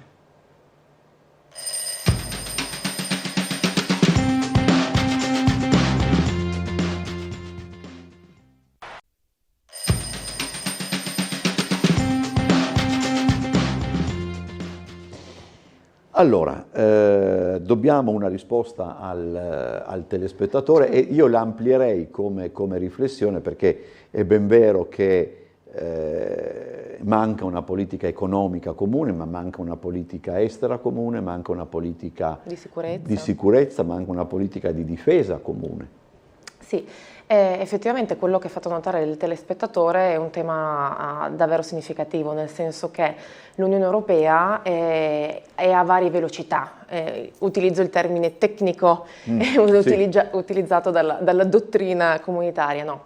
A parte le battute, intendo dire che ci sono tante Europe, una dentro l'altra, una vicino all'altra, perché ci sono i paesi dell'area euro che quindi hanno scelto di dotarsi della moneta unica e quindi effettivamente di sottostare alla politica della Banca Centrale Europea e della Banca Europea degli Investimenti. Poi c'è chi invece ha scelto di sottoscrivere gli accordi di Schengen, chi ha scelto di sottoscrivere gli accordi per il mercato unico e quindi non si può parlare di un'unica Unione Europea in effetti, ma ce ne sono tante, anche perché ci sono alcuni stati, l'Italia insomma ha aderito a tutte queste varie sfaccettature dell'Unione Europea, ma non hanno fatto così tutti gli altri paesi. Sull'adozione dell'euro e sulle limitazioni che l'euro ha portato al potere d'acquisto in Italia penso che potremmo spendere davvero fiumi di parole, ma penso che ormai il tema tema euro sì, euro no sia ormai desueto. Abbiamo fatto una scelta, volenti o nolenti, ormai siamo qui e non possiamo fare nessun passo indietro, non possiamo di certo tornare ad una moneta nostra indipendente come alcuni paventano. Anche perché ormai si sta parlando di un mondo con assetti geopolitici sempre più macroscopici, quindi abbiamo da una parte gli Stati Uniti, dall'altra parte la Russia, la Cina, quindi l'unico modo per l'Italia per sopravvivere è quello di restare all'interno dell'Unione Europea. Quindi posto che la situazione di fatto è questa, dobbiamo gestire questa situazione. In realtà il Parlamento europeo, abbiamo visto prima, non è un Parlamento che legifera come quello italiano, però comunque è coinvolto in alcune procedure di legislazione ordinaria e ha un potere di ispezione, un potere di consultazione obbligatorio e vincolante su tante materie. Quindi credo che il Parlamento potrebbe anche farsi carico per tramite dei suoi rappresentanti di portare alcune istanze, se non altro sotto forma di pareri e raccomandazioni, alle istituzioni della Banca Centrale Europea. Adesso penso alla domanda che invece aveva fatto il dottor Bosazzi, cioè sul fatto che mancano varie politiche comuni. Quello della politica estera e della sicurezza comune è un problema che proprio adesso si fa sentire. C'è chi, come il partito che rappresento oggi, sostiene addirittura la necessità di procedere con una politica comune, con la costituzione di un esercito comune comunitario. E chi invece sostiene che invece dovremmo tornare a riappropriarci in toto della nostra sovranità in politica estera. Voglio ricordare che in realtà la politica estera e la sicurezza comune è uno di quei pilastri su cui si poggia l'Unione Europea, per cui vale ancora il metodo della cooperazione intergovernativa. Cioè, mentre per la politica monetaria, per la politica agricola e tutte le aree della normativa di settore si utilizza il metodo comunitario e quindi le istituzioni sono sovrane, sono padrone di normare e legiferare, e viceversa per la politica estera e la sicurezza comune si è scelto, proprio per tutelare la sovranità degli Stati, di continuare con un metodo di trattati sostanzialmente che prevedono quindi l'unanimità di tutti gli Stati, a tutela ovviamente della sovranità dei singoli. Certo che questo sistema ovviamente impedisce quasi sempre il raggiungimento di posizioni comuni, perché riuscire ad uscire con una posizione unica su tematiche delicate come può essere la situazione Israele-Palestina, la situazione Ucraina-Russia e tutti i conflitti che ci possono essere in Africa è una tematica molto, molto difficile per trovare una quadra.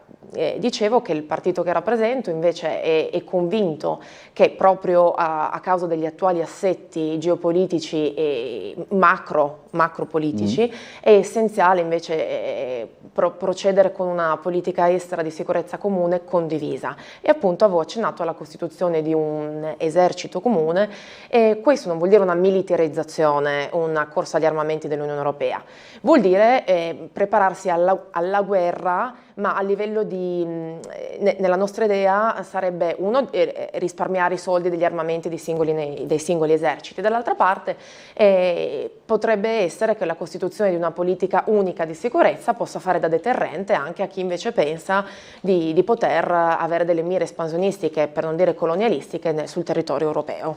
Abbiamo un'altra telefonata, chiedo scusa, abbiamo fatto attendere un po' chi è in linea, ma insomma la risposta doveva essere un po' più articolata del consueto. Buongiorno.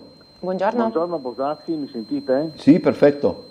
Buongiorno Bosazzi, sempre lei un galantuomo, mi complimento con lei perché ha cura nei confronti di noi che aspettiamo nel parlare. Un saluto alla redazione, un saluto alla gentile ospite e a tutti i telespettatori di Tele4. Buongiorno. Io volevo porre dei ragionamenti un po' così, delle riflessioni. Allora, qua chiunque passa, tra virgolette, i politici che passano su Sveglia Trieste, tutti quanti dei sfegatati convinti europeisti. Però c'è un però, che personalmente ritengo che l'Europa deve essere di aiuto a uno sviluppo economico della popolazione. Nella realtà dei fatti vediamo che il posto di comando europeo, diciamo, è in mano da lobby, e questo è un dato di fatto. Hanno comprato miliardi di euro come si dice, in vaccinazioni, per portare un esempio, con i semplici messaggini. Un altro dato: Google ha 2500 lobbisti che lavorano all'interno della comunità delle istituzioni europee, e c'è stata una statistica in cui gli italiani sono sul 26esimo posto per influenza per quanto riguarda le decisioni dell'Unione Europea. Poi, senza contare, se noi andiamo a vedere i documenti ufficiali, e adesso arrivo alla domanda, vediamo che l'Unione Europea impone ai propri stati aderenti e appartenenti una certa percentuale di disoccupazione per fermare l'inflazione, cioè drammi casalinghi dovuti a delle statistiche stupide europee, no? Ora adesso c'è il problema: il prossimo attacco alle libertà personali e alla popolazione sarà quel discorso del green. Qua tutti si riempiono la bocca del green, nella realtà dei fatti vediamo che se avremo una casa green dovremo spendere tra i 60 e 80 mila euro, e questo parlo tutti indiscriminatamente. Adesso io vorrei sapere quanti dei telespettatori Tele 4 hanno 80.000 euro subito sull'unghia per prendere la casa green. Nel caso che la casa non diventi green, questa è fonte europea, che dopo sono stati zitti per evitare una rivoluzione popolare e la ripresa della Banca d'Italia, non si potrà né vendere né affittare né far niente. La soluzione quale sarà per noi poveri? Quella di prendere e svalutare la casa di 60-80 mila euro per liberarsi di un fardello che non potremo far, se non abbiamo questi soldi non potremo far contro. Però una volta valutato, su chi se ne andranno a prendere? Sulle auto. Dovremmo avere delle auto green, cioè ovvero delle auto pericolose elettriche, di cui andiamo dai 25.000 euro in su. Adesso io mi chiedo quanti possono seguire economicamente parlando questa follia green, senza contare che la punizione arriverà, perché sarà mandato il sindaco, parlando in generale, di confiscare i beni, quelli che non saranno green, e di metterli in un fondo europeo. Allora, a cosa mi serve per cortesia questa green? Per avere un esercito comune? Guardi, in tutta onestà, frega assolutamente niente, perché l'Italia ha sempre dimostrato che, lavorando con la pace, siamo arrivati fino alla quarta potenza a livello mondiale. Grazie, buongiorno. Grazie. Allora. Sì, allora, io sono un'europeista convinta, ma ci tengo a precisare, convinta delle potenzialità che l'Unione Europea può vantare. È certo che l'Unione Europea così com'è non funziona, e soprattutto non sono qui a difendere tutti gli ultimi atti normativi o le prese di posizioni che ha adottato. E infatti colgo con piacere le osservazioni che ha appena fatto il telespettatore sulle due tematiche, sia sul green e sulle auto elettriche, quello che io chiamo il fake green. Come prima cosa, questo obbligo di rendere le case efficienti dal punto di vista energetico trovo che sia una cosa assurda, calata dall'alto, e soprattutto che non tiene conto delle peculiarità dell'Italia. Sì. L'Italia, rispetto a tantissimi altri stati, come potrebbe essere la Germania, che è stata ricostruita all'esito della Seconda Guerra Mondiale, è una città che è un paese che ha tantissimi borghi storici e in generale l'edilizia è risalente nel tempo, quindi obbligare i piccoli proprietari a dover ristrutturare la propria abitazione, che può essere l'abitazione propria, ereditata da un parente, da un nonno, da un amico, e renderla efficiente entro il 2033, con lo spauracchio che altrimenti non si otterrà l'agibilità o non si potrà allocare, lo trovo davvero una cosa assurda, anche perché la transizione ecologica, per cui il partito che rappresento è assolutamente favorevole, deve essere intelligente. Cioè, ciò vuol dire che non si può addossare la responsabilità di una conversione a favore dell'ambiente sui cittadini o sugli imprenditori. L'Unione Europea e le istituzioni devono farsi carico di queste spese. Si parla appunto della green economy, degli investimenti per il green, anche in capo alle piccole e medie imprese, ma i costi secondo l'Unione Europea allo Stato devono essere supportati dalle persone fisiche. Questo ovviamente non può trovare una condivisione, perché già gli imprenditori e anche i contribuenti stanno affrontando dei periodi di magra, come si suol dire, quindi addossare anche questo costo aggiuntivo lo trovo davvero fuori luogo. E per quanto concerne invece il fake green, come lo chiamo io, credo sia una tematica che è molto attuale. Ormai vengono proposte iniziative di ogni tipo con la bandiera e green fa bene, per cui appunto contributi per le auto elettriche, per il monopattino elettrico, ma siamo sicuri che quello che stiamo proponendo è effettivamente green o siamo dietro ad una fake news? Mi domando, ma come vengono costituite le batterie per le auto elettriche? A quanto mi consta, i materiali per costruire per fabbricare le batterie dei veicoli elettrici vengono prese da materiali fossili, da materie prime nelle cave dell'Africa, con sfruttamento di minori, con aziende che gestiscono questo business con criminalità, con corruzione, quindi a monte abbiamo una situazione di illegalità. Poi abbiamo la nostra bella macchinina elettrica, quindi green, ma poi all'esito, quando dovremo smaltire queste batterie, lo smaltimento non produrrà inquinamento, ne siamo certi, e anche di recente abbiamo visto che non siamo in grado di gestire le eventuali problematiche che possono venire fuori con queste batterie. Di recente c'era un incendio ad una fabbrica di batterie elettriche e non si è riuscito a domare o a contenere. Quindi mi chiedo, è corretta una transizione ecologica, ma bisogna diffidare da chi ci propone una soluzione preconfezionata dietro una bandiera, va bene così, è green. C'è un'altra telefonata, buongiorno. Sì, pronto, buongiorno, sono in linea. Buongiorno. Dottor Bosacchi, buongiorno a lei e alla sua ospite. Allora, vorrei un attimo prendere un pezzetto del discorso del Presidente Mattarella di ieri. Per la nostra Repubblica tutte le violazioni dei diritti umani vanno denunciate e contrastate, tutte, ovunque, sempre. Allora, tiriamo fuori un attimo il trattato di pace e parliamo anche dell'Unione Europea. Nell'allegato sesto, che potete tirare fuori adesso subito, l'articolo 24 dice esattamente: l'unione economica o vincoli di carattere esclusivo con qualsiasi Stato sono incompatibili con lo Statuto del territorio libero di Trieste. Il territorio libero di Trieste non è una cosa buttata là, è legge della Repubblica Italiana, cara signorina.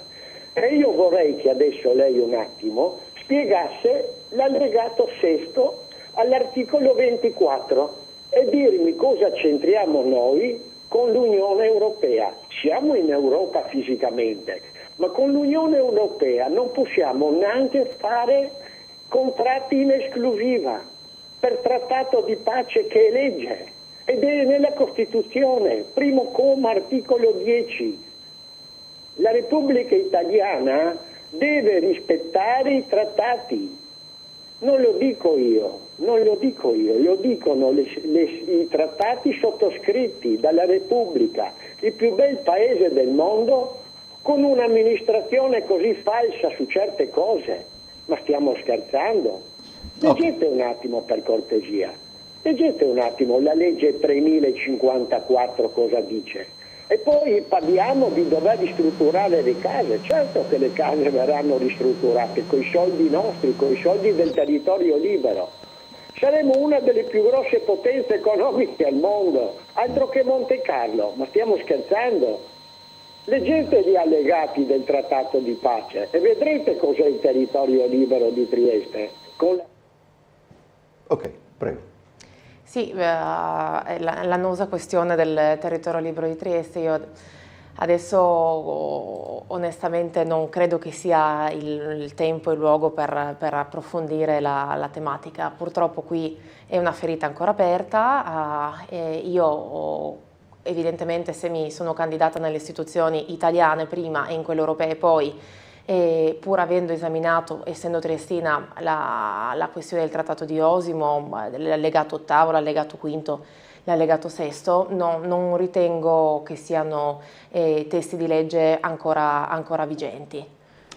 Allora, andiamo, sì, c'era mi sono perso, dice il signor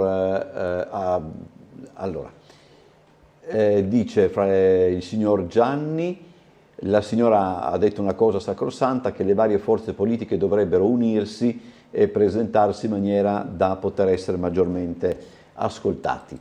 Invece la signora Grazia dice: l'Unione Europea è capace di varare norme che appiattiscono le differenze, ivi comprese le nostre eccellenze, invece di valorizzarle e di imporci regole assurde per normare ogni aspetto della nostra vita. Si pensa alle auto elettriche, così costose e poco green, vista la dipendenza dalla Cina per le batterie, idem per i pannelli fotovoltaici, eterogenesi dei fini, si chiama questo, il tutto a vantaggio di lobby e multinazionali, vade retro Europa.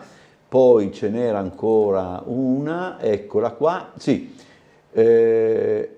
è giusto che non si faccia il confronto fra Meloni e Schlein, visto che i confronti li devono fare tutti i partiti. C'è una telefonata in linea, allora sentiamo la telefonata, sempre per non far stare troppo in linea chi è in linea, e poi dopo ci sentiamo. Buongiorno. Sì, buongiorno. Ecco, volevo dire che sentivo questi giorni che fa danni al cimitero di Sant'Anna, che stacca le foto, fa danni veramente. Allora, mi senti? Sì, sì. Cavolo. Ecco, sono Luisa. Sì. Allora, ho sentito che fa danni al cimitero di Sant'Anna, che stacca le foto, c'è gente cattiva che fa questi dispetti. Allora, un paio di giorni fa mi ha telefonato una signora del villaggio del pescatore, perché mio marito era di là, ma lui è morto da tantissimi anni, 30 anni, e mia suocera la mi fa: guarda che tua suocera, che la seppellita a Duino, villaggio del pescatore, la foto staccata, buttata giù. Ma ho detto: ma come mai? Ho detto: boh, probabilmente sia staccato. Adesso comincio a vedere che può darsi che sia anche là qualche vandalo, perché devo andare ancora a vedere, e devo andare anche a vedere mio marito qua a Trieste e Sant'Anna, perché mi fa male la gamba, non posso tanto camminare. Sono veramente dispiaciuta, è impossibile che la gente se la ciappa anche coi morti, vergognosi, morirà anche Lori, e speriamo che qualche dunga stacchi anche Lori le foto, brutti cioccioni. E adesso devo andare al villaggio e mi fa male anche la gamba e non arrivo ben a guidare. È staccato la foto di mia suocera, povera, morta tantissimi anni fa. Adesso vado a vedere anche mio marito, che è morto a 55 anni, è morto povero. Andrò a vedere, controllare. Ma se mai possibile, non potremo mai stare tranquilli in questo mondo. E neanche nell'altro. Ringrazio tanto. Grazie signora, mi raccomando. Allora sì, qualche considerazione sulla lettura di questi messaggi. Sì, prego. In realtà mi ha colpito molto, mi sembra che la signora Grazia abbia sollevato il problema che c'è un appiattimento verso il basso, che l'Unione Europea non tutela le nostre peculiarità. Varare norme che appiattiscono le differenze. Sì. E questa è una tematica su cui assolutamente bisogna approfondire e riflettere, perché in effetti l'Unione Europea è stata bravissima a sfruttare la concorrenza interna, cosa che invece non giova a nessuno, nel senso che, come si diceva prima, ormai ci sono dei macro blocchi, noi dovremmo fare competizione a livello globale, non dovremmo cercare di sfruttare le diversità tra i paesi interni per portarci via una fonte di guadagno o una capacità imprenditoriale. Noi che siamo una terra di confine vediamo appunto uno dei grandi limiti dell'Unione Europea, ossia quello di cui parlava la signora, che in Slovenia si trovano ad esempio manodopera a un costo vantaggioso, l'IVA ridotta, la contribuzione molto esigua rispetto a quella italiana. Quindi l'Unione Europea dovrebbe cercare di valorizzare le peculiarità dei singoli paesi e cercare di disincentivare questa concorrenza interna, che per certi versi può essere addirittura sleale, specie se viene eletta all'interno di un disegno che dovrebbe essere unitario, appunto quello dell'Unione Europea. Per quanto riguarda il confronto mancato Schlein-Meloni? Condivido quanto ha segnalato il telespettatore, perché sono state ammesse tante candidature per queste competizioni elettorali, anche di partiti che hanno meno visibilità dei due macro partiti, che sono appunto quello che si rifà al Presidente del Consiglio, Fratelli d'Italia, e al Partito Democratico. Quindi penso che in un paese democratico e pluralista quale è l'Italia debba essere data un'occasione a tutti i candidati di far conoscere le loro linee programmatiche, le loro idee, e anzi un confronto basato semplicemente su questi due personaggi potrebbe indurre in errore sulla tipologia delle elezioni che andiamo ad affrontare, come se fosse una competizione tra le due. Allora, c'è l'altro grande problema che riguarda l'Unione Europea e che si ripercuote, se vogliamo, su Trieste, ed è quello dell'immigrazione, insomma, no? Sì, anche perché Trieste... Su Trieste da una parte, per quanto riguarda poi anche Lampedusa dall'altra, ma certamente c'è una telefonata, allora come sempre io non faccio... Attendere. Prego chi è in linea però di essere breve, così riusciamo prima delle 9 eventualmente ad affrontare tutti gli argomenti. Buongiorno. Buongiorno dottor Bogatti, è lei la sua ospite. Volevo porre solo una domanda alla sua ospite. Io ammiro il signor Fulvio che ha il coraggio ogni giorno di parlare del territorio libero di Trieste. Che abbia ragione o torto, questo è un altro discorso. Ma la sua ospite ha risposto per prima cosa: non è né il tempo né il luogo per dibattere, semplicemente perché non sa, perché ho visto che tutte le risposte che lei ha dato o ha parlato dell'Europa sono le stesse che trova su tutti i giornali.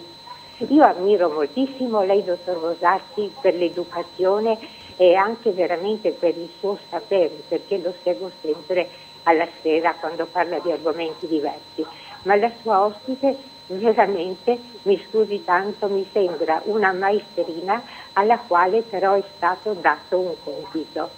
Arrivederci e complimenti al signor Fulvio che ha coraggio di telefonare ogni giorno, anche se poi voi gli interrompete la telefonata. Allora, prego. Sì, dico, apprezzo anche le critiche, magari se fossero costruttive le apprezzerei un po' di più. Non è questione di non conoscenza, sono triestina e sono un avvocato, quindi mi permetto di evidenziare che forse un po' di competenze più specifiche in tema di diritto internazionale e diritto costituzionale le posso vantare. E io semplicemente ho detto che dopo aver esaminato la documentazione citata io non credo che questi trattati siano ad oggi vincolanti e quindi questa è la mia risposta, può piacere o non piacere, ma resta tale. Sulla questione invece dell'immigrazione? E dell'immigrazione, come diceva lei, bisogna distinguere la rotta balcanica, che quindi è quella che interessa qui, e qui è un'altra grande sfida dell'Unione Europea, perché io credo che tanti dei clandestini che vengono clandestini o comunque insomma migranti regolari che vengono sul territorio del Friuli Venezia Giulia in realtà dovrebbero essere fermati prima, quindi nei paesi confinanti. Io credo che forse per aggirare il Trattato di Dublino, che prevede appunto che sia il paese di primo approdo a procedere con tutte le identificazioni e le procedure di rito, credo che insomma chiudano uno o due occhi per far passare queste persone e quindi poi scaricarle in realtà accaduto il...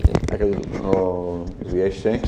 Sì, e per scaricare poi tutti gli adempimenti all'Italia. Quindi io credo che come prima questione dovremmo cercare di fare chiarezza con i paesi limitrofi in maniera tale che questa diciamo indifferenza venga cessata quanto prima. E poi dovremmo, una volta arrivati sul territorio italiano, dovremmo cercare di smaltire velocemente le pratiche in maniera tale da capire chi ha effettivamente il diritto di asilo o di protezione internazionale, viceversa a procedere con rimpatri o comunque respingimenti nei casi in cui le persone non hanno diritto di restare qui. Per quanto riguarda invece l'immigrazione che ha come base Lampedusa, il partito di cui mi faccio portavoce invece sostiene un cosiddetto piano Marshall, per quindi cercare di valorizzare il territorio africano con dei contributi ovviamente che arrivano dall'Unione Europea, in maniera tale da cercare di disincentivare il passaggio verso l'Italia, o comunque di cercare di costruire con i governi di riferimento una migrazione controllata. Abbiamo una telefonata in linea, siccome però Buongiorno, sono Silvia. Sì. Io volevo chiedere alla sua gentilissima ospite, e anche brava devo dire, dove si colloca Alternativa Popolare, cioè destra, sinistra, centro? Ok, abbiamo detto prima all'inizio, ma non magari... ero presente. Sì, adesso lo ripetiamo. Grazie, buongiorno. Dobbiamo stringere perché dobbiamo andare in pubblicità, prego. Sì, Alternativa Popolare è un partito che si rifà ai principi del Partito Popolare Europeo, quindi è un partito di centro. Come dicevo all'inizio, all'interno del partito ci sono delle correnti più di centrodestra, e quindi ecco che nel programma elettorale queste istanze sono state recepite, con quindi un programma che è attento alla libertà di iniziativa economica, alla tutela della famiglia, dell'individuo. Viceversa ci sono alcune istanze all'interno del partito più verso il centro-sinistra, e quindi il partito ha recepito queste istanze, inserendo nel programma elettorale una buona parte sull'economia sociale di mercato e sul lavoro di cittadinanza, quindi politiche più di tipo sociale.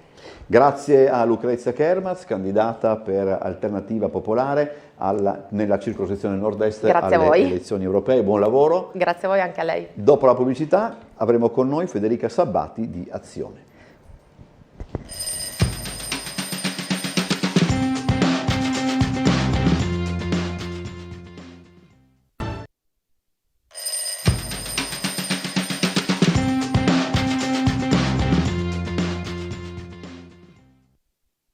Da ospite quest'oggi per quanto concerne Trieste in diretta siamo in compagnia di Federica Sabbati, che è candidata sempre nella circoscrizione nord-est per Azione. Grazie per essere nei nostri studi. Allora, prima di procedere con la nostra conversazione, volevo chiederle un'opinione sul mancato confronto Schlein-Meloni. Se ne parlava per mesi, era dato per scontato, poi c'è stato questo blocco.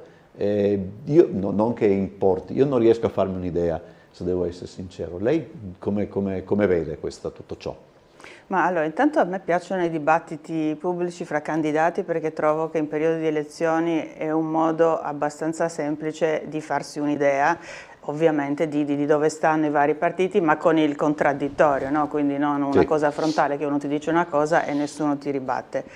Detto ciò, queste elezioni europee sono proporzionali, col sistema proporzionale, quindi non ci sono solo due partiti o due coalizioni grosse che si scontrano uno con l'altro, che propongono, più che scontrarsi si propongono e propongono le loro proposte. Quindi un po' all'americana, quando fanno le primarie, ci sono questi dibattiti fra tanti candidati, e io trovo quello più interessante per uno che deve fare una scelta o che può fare una scelta su diverse coalizioni. Quindi da una parte è un peccato, perché ci perdiamo come cittadini una possibilità di avere un confronto, che mi pare tra l'altro Meloni non lo faccia tanto spesso, di andare a confrontarsi pubblicamente con gli altri, o anche non troppo con la stampa, senza un contraddittorio. Quindi da una parte ci perdiamo questo. Però sarebbe stato, secondo me, più utile, o sarebbe più utile, perché mi sa che non è chiusa la partita completamente, avere un overview più larga per vedere da sinistra a destra e tutto quello che sta in mezzo, che poi adesso sinistra a destra è anche una cosa, un concetto che un po' si sta svanendo, vedere come tutti la pensano sull'Europa, perché l'Europa è una cosa che concerne tutti quanti noi. Io sono candidata in una lista che si chiama Siamo Europei. Ma non siamo solo noi di questa lista europei, siamo tutti europei, quindi l'Europa è una cosa importante, tanto più che circa il 70, un po' più del 70% della legislazione nazionale italiana è una trasposizione di quello che viene fatto in Europa. Quindi questi dibattiti, questi confronti sono sono utili per i cittadini per farsi un'idea più precisa. L'idea di Europa che lei porta avanti, che Azione porta avanti, qual è? Beh, sicuramente noi siamo un partito europeista, vuol dire che siamo un partito che pensa che per le sfide di oggi e di domani abbiamo bisogno di affrontarle insieme in Europa, decidendo insieme. Perché? Perché siamo molto piccoli.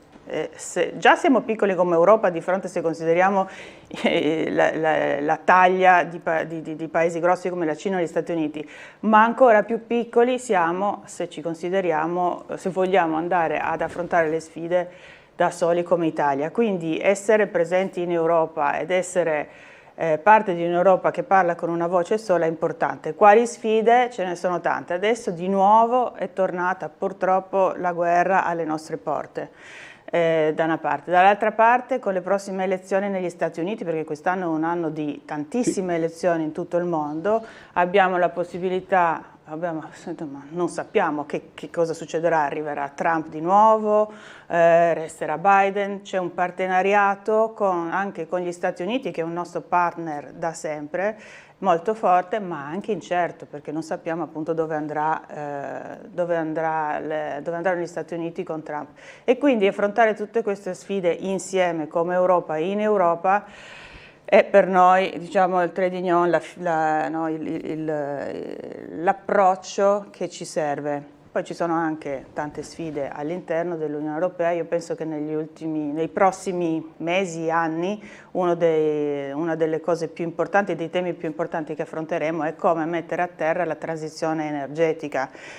Che vuol dire in pratica che cosa? Vuol dire come noi cittadini ci muoveremo, che trasporti avremo, come ci riscalderemo nelle nostre case, vuol dire anche quanto ci costerà l'energia, perché questo è un tema che tocca veramente tutti, perché le bollette alla fine del mese le dobbiamo pagare tutti, e quindi un approccio anche europeista su questo punto di vista, cioè su questo tema, sarà molto importante. E quindi tutti questi temi qua non possono essere affrontati solo dall'Italia, perché l'energia non ce la facciamo soltanto noi e non siamo indipendenti, e quindi per questo serve l'approccio europeista, ed è questo che noi proponiamo come Azione, questa chiave di lettura su tutta una serie di temi. Ne ho menzionati 2 o 3, ma ce ne possono essere altri. Ecco, già che ci siamo, concentriamoci un attimo, visto che poi che lei si occupa anche di queste problematiche, su queste benedette questioni che riguardano il green, no? Nel senso, e le case green, le automobili green, eccetera. Da alcuni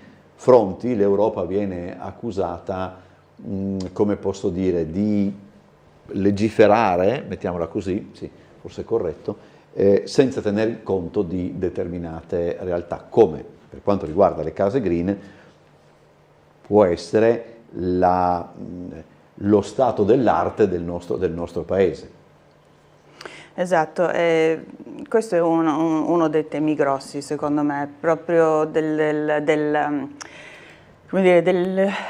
dell'assetto proprio che è stato disegnato su questo Green Deal, e noi come Azione proponiamo proprio di rivedere, no, l'approccio del Green Deal, non di negarne gli obiettivi, perché tutti vogliamo vivere in un mondo che è più sostenibile, più pulito, respirare l'aria pulita, avere delle case più efficienti dal punto di vista energetico, che vuol dire pagare meno l'energia, avere delle bollette più basse, ma anche alzare il valore delle nostre proprietà per quelli che hanno la casa di proprietà, perché una casa con gli infissi nuovi, il sistema di riscaldamento iperefficiente, eccetera, c'è un valore anche per chi la possiede, che poi potenzialmente poi la può vendere. Quindi gli obiettivi sono giusti. Quello che secondo noi è stato sbagliato, è stato fatto male in questi ultimi 4 anni, questo approccio un po' ideologico di dire andiamo, seguitemi, senza guardare se ci avevano dietro la gente che li seguiva. E quindi ci sono diversi aspetti che devono essere rivisti del Green Deal, di nuovo senza negarne gli obiettivi, ma per esempio vedere come la produciamo l'energia. Dobbiamo produrre solo un tipo di energia oppure ci basta oppure no? Per esempio noi parliamo di diverse fonti di energia che ci serviranno. Le rinnovabili come l'eolico e il solare sono importantissime e dobbiamo usarne sempre di più. Il problema di questa fonte energetica è che non ci basta se vogliamo usare molte più auto elettriche, molti più riscaldamenti elettrici, quindi abbiamo bisogno di altre fonti che ci aiutino, oppure di una diversificazione, quindi non solamente energia elettrica rinnovabile, ma anche per esempio gas rinnovabili, gas verdi, il biometano per esempio. In Italia abbiamo un grosso settore agricolo e tutti i residui agricoli per esempio appunto di questo settore possono essere trasformati, e in diverse regioni, anche in Emilia Romagna, ma non solo, lo stanno già facendo, possono essere trasformati in gas, in biogas, che poi viene iniettato direttamente nell'infrastruttura gas, nelle reti gas che abbiamo, e quindi alla fine il consumatore finale non deve cambiare tutto l'assetto della propria casa, ma può semplicemente utilizzare una fonte rinnovabile e quindi avere uno sconto in bolletta e senza un investimento così importante tutto d'un colpo. Allora, c'è una telefonata alla quale comunque risponderemo dopo la pubblicità, ma intanto, sempre per non far aspettare troppo lo spettatore, gli diamo la linea. Buongiorno. Buongiorno, sono Daniela. Prego. Ti chiamavo per fare, se possibile, una domanda innanzitutto e poi una considerazione mia personale. Allora, visto che si parla di green, no? E ho visto anche tutte queste macchine elettriche, no? E ho guardato diversi studi. Quando bisogna smaltire le batterie che di solito non funzionano, prendono fuoco, ci sono abbastanza video reali anche, li trovi in vari posti, no? Chiedo alla sua ospite, visto che sono sicura di quel che dico, bisogna smaltirle. Lei pensa che inquinino meno delle macchine a benzina alla fine? No, perché mi sembra un po' un controsenso. Poi dico ancora una piccola cosa, sarò breve.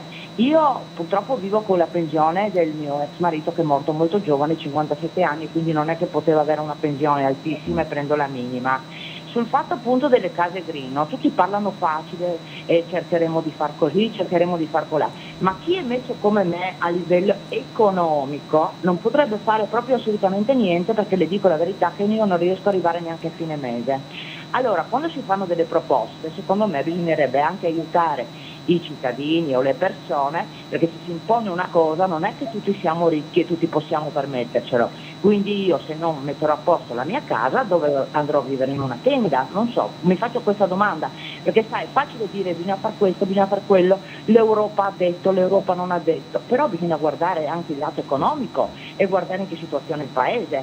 Abbiamo gli stipendi più bassi di tutti, si sa che si sono abbassati ancora, adesso non mi ricordo se del 4 o del 6%, siamo gli unici, e si viene a parlare che addirittura si dice che per mettere a posto partono dai 35.000 ai 50.000 euro. Una persona dove va a spendere, mi scusi? Aspetto la risposta dopo la pubblicità. Grazie. Grazie signora. Dopo la pubblicità la risposta.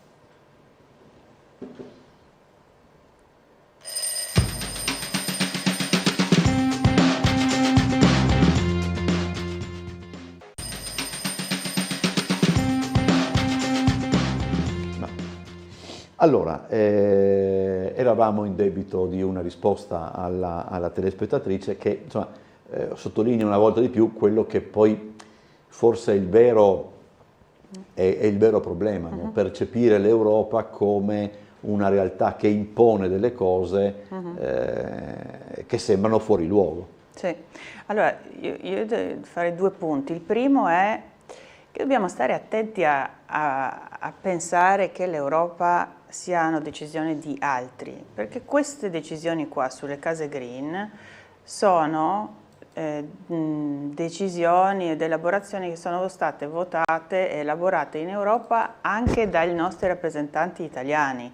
Cioè quando si dice l'Europa decide, c'è un Consiglio d'Europa, un Consiglio europeo che è rappresentato, che è composto dagli Stati membri, cioè dai nostri governi, cioè l'Italia, la Meloni per dire sta seduta là e decide insieme agli altri. Poi c'è la Commissione europea, cioè, anzi cominciamo, la legge inizia con la Commissione europea e anche là ci stanno i 27 Paesi membri rappresentati, diciamo, dai commissari che rappresentano l'interesse comune dell'Europa. E poi ci sta il Parlamento europeo, dove ci sono i rappresentanti eletti direttamente dai cittadini, come quello che farete l'8 e il 9 di giugno. Quindi tutta questa gente qua sta là per rappresentare noi, i cittadini, gli interessi dello Stato. Quindi quando si dice l'Europa decide, bisogna andare dal nostro governo e dai nostri parlamentari e dirgli: ma tu che cosa hai fatto per difendere questo mio interesse? Cioè, come ci arrivo io a fine mese e poi devo anche ristrutturarmi la casa con, non so, 50.000 euro. Questa cosa qua non è stata fatta, e io che lavoro già a Bruxelles, però fuori dal Parlamento europeo, l'ho vista sta cosa. Guardate che noi siamo in Europa, nel Parlamento europeo, 25esimi su 27 in termini di quanto possiamo incidere sulle decisioni. Ribalto, mi inserisco allora, magari chiedo scusa anche alla signora se forse devio un pochettino, però questo è un altro punto fondamentale che prima o poi, che si sta affrontando, cioè sembra abbastanza palese che l'Italia, adesso detta così, abbia mandato in Europa non so, gente per essere risarcita di qualche cosa, tanto lo mangiamo in Europa, eccetera. Voglio dire, adesso con tutto il rispetto, perché è una signora ed è una signora anche simpatica, però insomma, voglio ricordare che noi abbiamo mandato in Europa, c'è andata Iva Zanicchi, ripeto, che per certi aspetti sarà anche migliore di tanti altri, però, come dire, dà l'idea, no,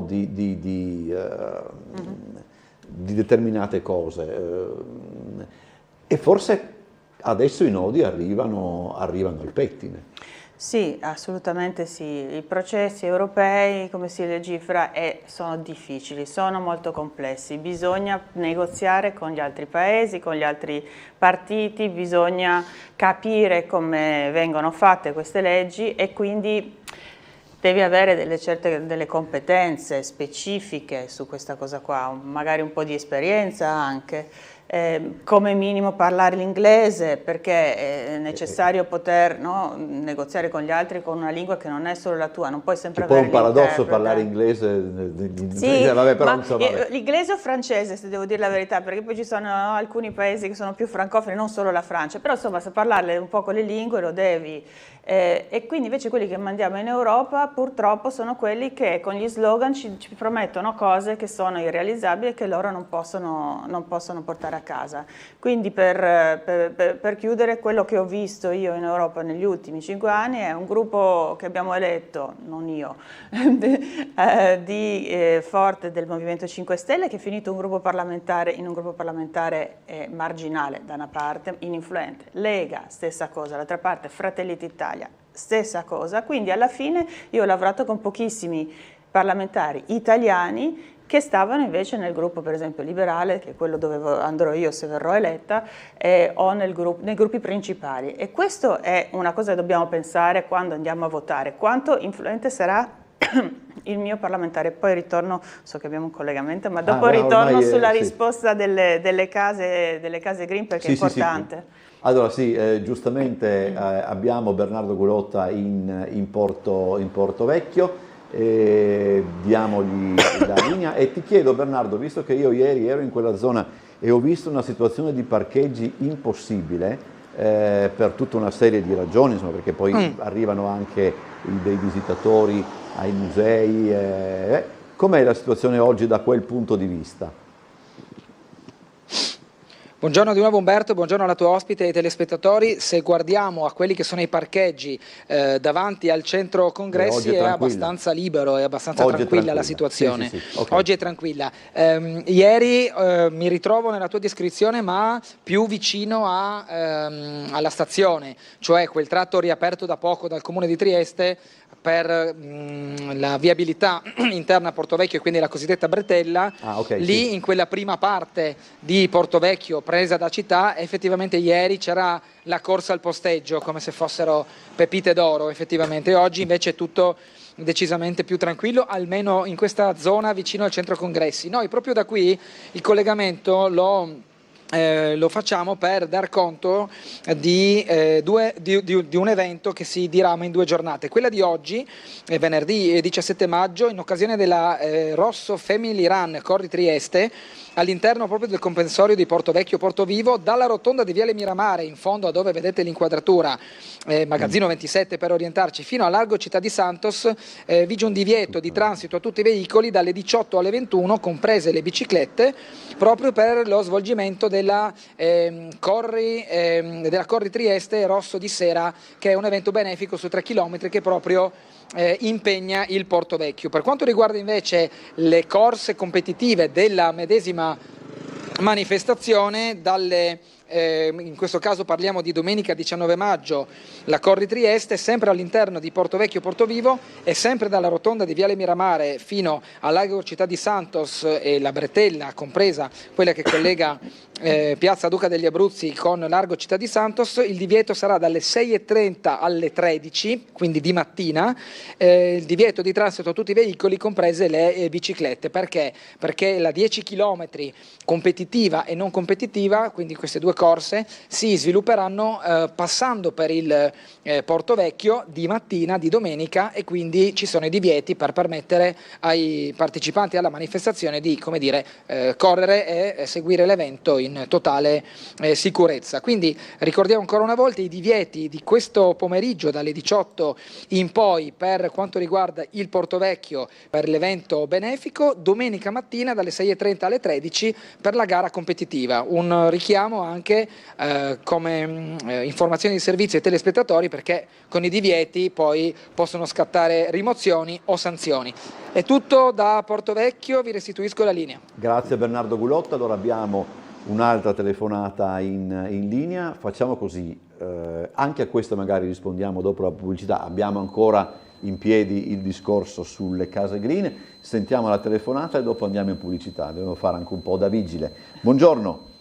Buongiorno, sono la collega da Udine Nord, buongiorno loro signori, ai triestini e anche ai friulani. Okay. Volevo dire, noi base abbiamo praticamente delle novità da portare lì alle vostre televisioni, però non abbiamo il contatto tra noi e i parlamentari o i parlamentari europei. Le televisioni dovrebbero fare loro da tramite e insistere su questo, magari fare una proposta di mandare delle cartoline postali al governo che faccia questo, che stringa il cordone dei extracomunitari. E lei, signora, purtroppo se lei è europarlamentare, costringa i nostri parlamentari italiani a fare qualcosa, oppure li denunci, perché se non denuncia vuol dire che è complice anche lei. Dirò una cosa strana, però insomma, li denunci se non fanno niente. Possibile che lei non riesca a trainare questi parlamentari italiani? Possibile, ma non lo so io. Allora siete tutti uguali come tanti cittadini dicono, se tutti uguali non andiamo a votare. Mi pare di dire le cose della base. E invece no, vediamo che tutti i giorni ci promettete qualcosa, ma svegliatevi un po', svegliatevi. Grazie, mandi. Ok, andiamo dopo la pubblicità, commentiamo.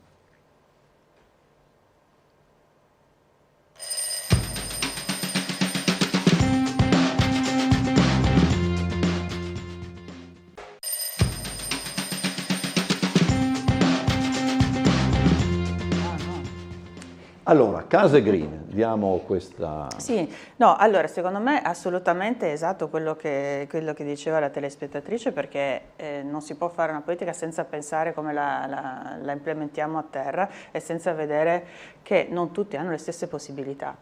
Allora adesso faccio una piccola postilla su quello che dice la legge che è stata adottata. dice che effettivamente bisogna stare attenti ed aiutare particolarmente i consumatori, diciamo i cittadini che si trovano in una situazione di minor possibilità di povertà energetica, lo chiamano povertà energetica, sostanzialmente se non arrivi a pagare le bollette, che poi di solito è proprio così, cioè le abitazioni magari più vecchie hanno dei sistemi di riscaldamento meno efficienti, quindi le bollette sono più alte e quindi tu non riesci a pagarti la bolletta e anche poi andarti a rifare, no, la caldaia piuttosto che l'infisso o il cappotto. E quindi la legge dice che il governo italiano deve fare delle leggi di implementazione, perché questa è una direttiva, quindi deve essere implementata a livello, cioè riportata nell'ordinamento italiano, deve fare delle leggi che guardano in particolare ad aiutare proprio questi tipi di situazioni. Quindi qui adesso sarà da parlare con il governo che abbiamo oggi in Italia per far sì che proprio queste fasce, per fasce di reddito, per tipo, insomma, diciamo, questa tipologia venga aiutata in particolar modo.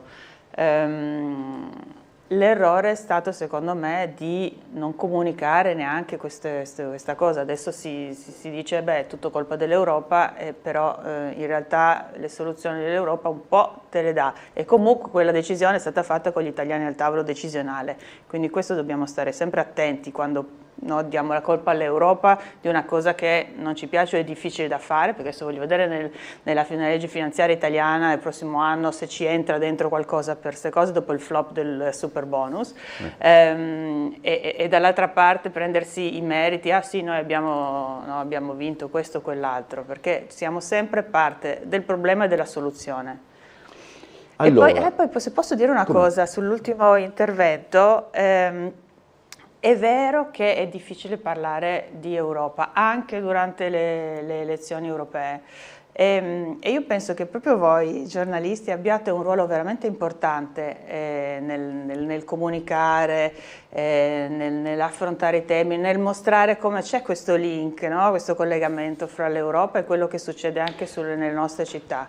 E quindi a me piace l'idea, e io l'avevo portata tempo fa quando lavoravo al Partito Europeo dei Liberal Democratici, avevo portato un gruppo di giornalisti locali a Bruxelles per vari incontri. Mi piacerebbe poter fare cose simili anche nel futuro. Io l'ho detto prima ed è ripeto, è una cosa che ribadisco. Noi siamo stati nel 2006 ospiti dell'Unione Europea, credo fosse quella volta l'Europa delle regioni, mi pare che si chiamasse l'iniziativa, eccetera, e i funzionari dell'Unione Europea con i quali abbiamo parlato ci hanno detto: ricordatevi che è un paradosso, ma le decisioni di politica, le decisioni che vengono prese dalla Commissione Europea non dovrebbero essere messe nelle pagine di politica estera, ma di politica locale, addirittura. Giusto. E poi è anche vero che, per mia esperienza, per quanto riguarda l'altro programma che conduco, dove molto spesso abbiamo a che fare con progetti di ricerca,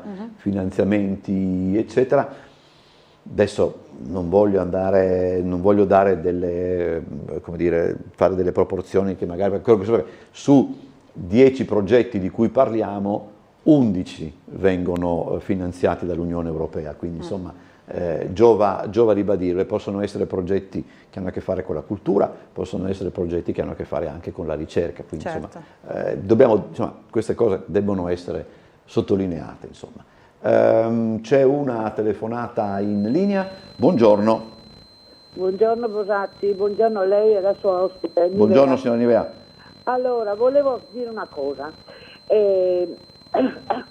La sua ospite ha detto che il governo deve pensare ad aiutare le persone che non arrivano a fare il cappotto o i pannelli solari, queste cose qua.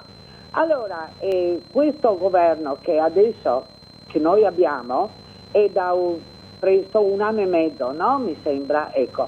Allora deve coprire un buco di 150 milioni di euro per il 110 che è stato fatto dalle 5 Stelle, 16 miliardi di truffe. Io dico, la sanità sta andando in declino perché naturalmente la coperta è corta e 25.000 euro 25.000 euro sono gli stipendi dei nostri statali, impiegati ed altro, lordi all'anno, allora io dico, vogliono che si facciano i figli, esatto, io ne ho fatti 2 e mi avanzano anche, no? Però uno come può mantenere una famiglia con 25.000 euro lorde all'anno? Sono 1.300 euro, 1.250 al mese, no? Lordi. Perciò che cosa facciamo? Non è possibile. Azione non è ancora nell'Unione Europea, no signora, come partito? Sì, no, cioè siamo in Europa. Sì, allora, io non so a che partito apparteneva lei prima, però questo lo dico, fin tanto che non si, inutile, la signora che ha telefonato prima ha detto che ha la pensione minima. Io ho anche la pensione, però qualche volta è una pensione d'oro, glielo dico subito, comunque abbiamo lavorato io e mio marito, no? Allora io dico, la mia pensione, che non è al massimo proprio, no? E qualche volta è più di uno stipendio di uno statale. Per cui no, come si può? Prima di tutto bisogna aumentare le paghe, aumentare gli stipendi, non con bonus o d'altro, proprio aumentare gli stipendi ai lavoratori qui in Italia, perché se no altrimenti non se ne viene fuori.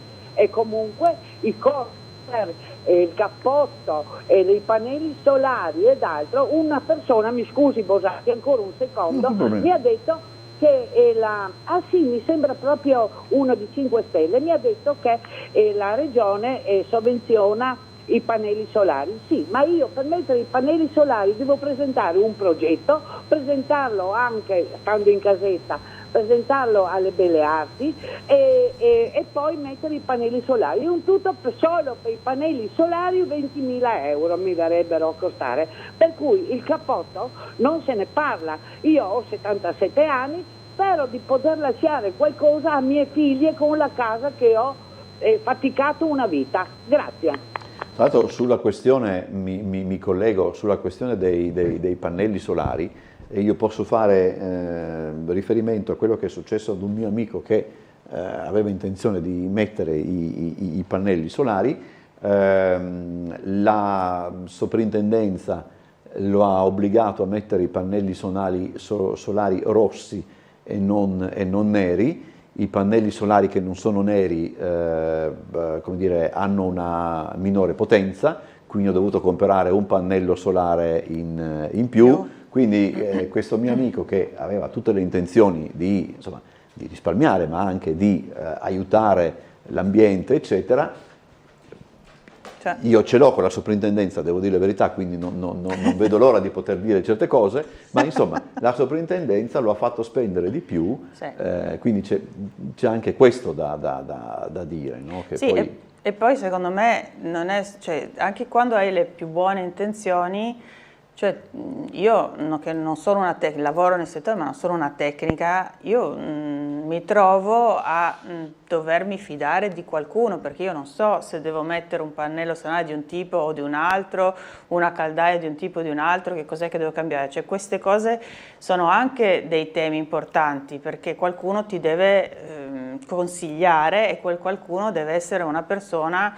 che una parte deve capire un po' com'è la tua casa e quello che ti può servire e quello che non ti serve, d'altra parte deve capire dal punto di vista economico se uno se lo può permettere o no, e quindi manca anche secondo me questo, non so, che sia un consigliere, che sia un addetto, che sia una personalità a cui tu ti puoi affidare per poter scegliere e fare il tuo investimento, e magari tu hai un piccolo budget, lo puoi investire, però qualcuno ti deve aiutare a capire dove investire e anche quali sono le modalità burocratiche più facili, diciamo. Quindi anche questo collegamento fra la legge e il cittadino manca, e potrebbe essere qualcosa da creare a livello comunale, per esempio, no? Io adesso non vorrei sbagliare, perché potrei ricordare male, eccetera, però mi ricordo che l'allora sindaco di Muggia Nesladek aveva un ufficio proprio del comune a Muggia, che seguiva attentamente tutto ciò che arrivava dall'Unione Europea. Insomma. Però, ripeto, forse sbaglio e se ho sbagliato chiedo scusa. Allora vedo, non capisco se Gulotta sia in consiglio comunale, sì, perché riconosco il luogo, c'è l'assessore Babuder, ma casomai più avanti vedremo anche deve esserci una commissione probabilmente, anzi sicuramente, poi vedremo anche di capire meglio di che cosa si tratta. Intanto c'è ecco, è il solito ingorgo, c'è una telefonata. Buongiorno. Buongiorno, buona giornata a voi. Prego. Si parlava prima di pannelli solari, di ecobonus, eccetera. Volevo fare una richiesta, chiedere una cosa all'ospite. In Italia la stragrandissima maggioranza dei lavori del 110% è stata fatta isolando le case con poliestirene, cioè con una materia di plastica che non è assolutamente assimilabile con l'ambiente. Ora, la durata di questi rivestimenti, di questi isolamenti, varierà fra 15 e 25 anni. Questo significa che mediamente fra 20 anni l'Italia si troverà a dover smaltire qualche centinaio di milioni di metri cubi di poliestere in qualche modo. Avete pensato a questo? Buona giornata. Ok, prego. Sì, no, lo smaltimento effettivamente, ma anche non solamente dell'isolamento, ma anche degli stessi pannelli solari, è un tema che deve essere affrontato, perché noi continuiamo a installare o anche obbligare il cittadino a installare certe tecnologie senza pensare alla loro vita. È vero che in questi ultimi anni al Parlamento europeo si è parlato molto ed è stata anche adottata una direttiva sull'economia circolare, dove si pone molto l'accento sia sul riciclo che sul riuso e quindi anche poi lo smaltimento dei materiali, ma di tutto, cioè dalla bicicletta, per dire, appunto alle tecnologie più complesse. C'è però ancora da implementarla questa cosa, cioè sono tutte direttive. Calcolate che negli ultimi 5 anni sono passate direttive su qualunque tipo di tema, dall'efficienza energetica alle rinnovabili, appunto all'economia circolare, alle case green, alle auto elettriche, quindi tutta questa cosa qua sono tutti temi importantissimi per metterli a terra nel prossimo Parlamento, perché è bello scriverlo, soltanto che alla fine dobbiamo metterlo e implementarlo. Quindi c'è sicuramente stato un pensiero dietro appunto all'economia circolare, però è tutto ancora da implementare con l'aiuto di imprese, con l'aiuto dei cittadini, perché ognuno poi dovrà smaltire da sé, dovrà partecipare a questo processo, quindi è tutto ancora da mettere a terra, ed è per questo che noi diciamo il Green Deal è o comunque diciamo la transizione energetica di cui questo fa parte, è il grosso tema del prossimo Parlamento europeo. È sicuro. Allora, Bernardo Gulotta ci scrive: le immagini che adesso possiamo far vedere di questa commissione in consiglio comunale riguardano il palazzo ex ferrovie di piazza Vittorio Veneto, che credo, adesso non vorrei sbagliare, ma dovrebbe diventare un albergo. Si è discusso sulla possibilità di realizzare una piscina sul tetto di questa struttura, ma pare che questa idea non sia stata bocciata dalla Commissione. Comunque poi di questo Gulotta si occuperà sicuramente con un servizio nel telegiornale. Quindi la Commissione riguardava appunto questa possibilità. Allora abbiamo una mail, dice: finché tutti, sinistra compresa, non si smarcheranno dal becero nazionalismo che inquina le menti degli italiani dall'asilo al cimitero, poco si farà per una casa comune europea, un codice civile, uno penale, un welfare ed una stessa tassazione per tutti. Su tassazione penso che sia sulla fiscalità, ne abbiamo anche noi parlato come azione, perché è vero che se dobbiamo essere effettivamente un'Unione Europea di Stati che collaborano, ma che anche dove circolano le merci, le persone, le attività economiche, avere un'unica fiscalità è importante, perché non è possibile che un'azienda anche italiana vada a mettersi, non lo so, in Irlanda piuttosto che in Slovacchia, non so dove, perché la tassazione è più favorevole. Quindi noi perdiamo il nostro lavoro in Italia a favore di un altro paese della stessa Unione Europea. Quindi il tema della fiscalità unica, quindi dell'allineamento è importante, ed è uno, secondo me, dei fini, degli obiettivi che abbiamo. Non secondo me, è uno degli obiettivi che abbiamo come azione per i prossimi anni. È una battaglia non facile, però secondo me, se vogliamo avere effettivamente un'Europa unita dove tutti gli stati sono allo stesso livello e dove quindi le merci possono circolare, le attività economiche pure, allora dobbiamo veramente andare in quella direzione. Allora, la questione del superbonus è stata una bufala stratosferica. Quante ditte sono nate, quante sono rimaste adesso che sta finendo? Senza offesa, quella plebaglia, che insomma un termine un po' pesante, dai. Quelli che stavano lavorando sulle facciate non erano nella maggior parte dei casi del mestiere, come dire,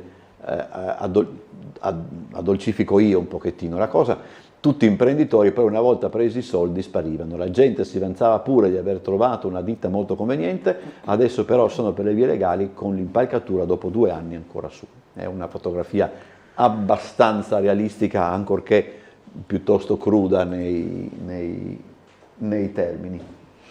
Sì, ed è un problema grosso di immagine non solo presso i nostri cittadini, ma anche al di fuori dei nostri confini, perché a me la domanda mi è stata posta diverse volte dall'estero intendo in Europa, come funziona questo super bonus, perché noi siamo, come Italia, stiamo recependo tantissimi fondi europei, e quando viene fuori, anche per queste attività, per poter creare delle infrastrutture migliori, delle case migliori, eccetera. Se però questi soldi viene fuori che li usiamo in questo modo non sempre obiettivo corretto, allora abbiamo un problema anche di credibilità come paese. E qua per il prossimo giro chiedere ancora fondi europei per fare delle cose dove sappiamo che invece vengono utilizzati per degli altri fini, per questo abbiamo veramente un problema. Allora, credo che Bernardo Gullotta sia pronto anche per un aggiornamento proprio sulla commissione della quale abbiamo visto le immagini. Cediamo la linea a Palazzo Sipario. Grazie Umberto, buongiorno di nuovo, buongiorno al consigliere della lista Russo, Franco Giorgio Sclip, a cui chiedo l'esito di questa commissione che aveva come oggetto questa idea dell'imprenditore privato austriaco nel palazzo ex ferrovie di fronte alla posta centrale di poter agire in deroga per la costruzione di una piscina all'interno di quel palazzo. Cosa è emerso dalla commissione, consigliere Sclip?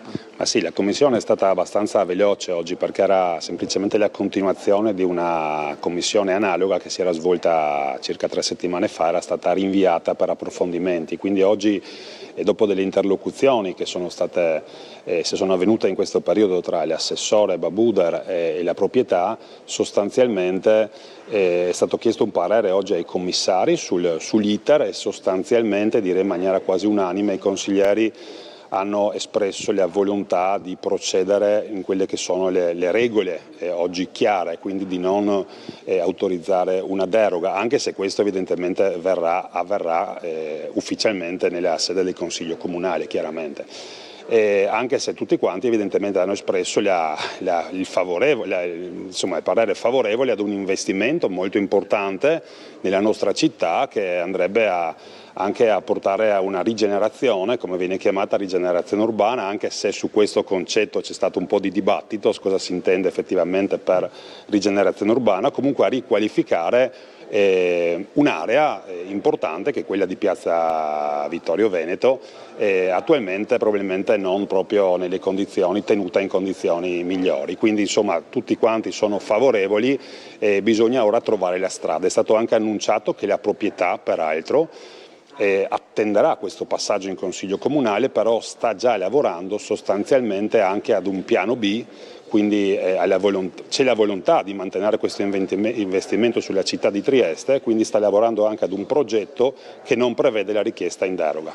Quindi, per riassumere, bisogna in qualche modo anche agire con tatto per evitare che l'investimento di questi imprenditori svanisca, perché magari dei divieti, dei no dati dal Consiglio potrebbero allontanare gli imprenditori a voler investire a Trieste, quindi si agisce con una determinata delicatezza, possiamo dire così? Ma sì, certamente, mi sembra di aver capito che, anzi assolutamente, anche in aula c'è stato un dialogo, c'è stato uno scambio di opinioni molto sereno e molto tranquillo con il rappresentante oggi della proprietà, la scorsa volta anche con la proprietà, il signor Roller, eccetera, quindi c'è stato uno scambio, direi, costruttivo e con nessuna intenzione, anzi, di far scappare o di far prendere paura ad un investitore che potrebbe portare degli investimenti, ma non parliamo soltanto proprio da un punto di vista economico, anche di migliorare alcune aree o alcuni edifici oggi abbandonati della nostra città, edifici dove un investimento così importante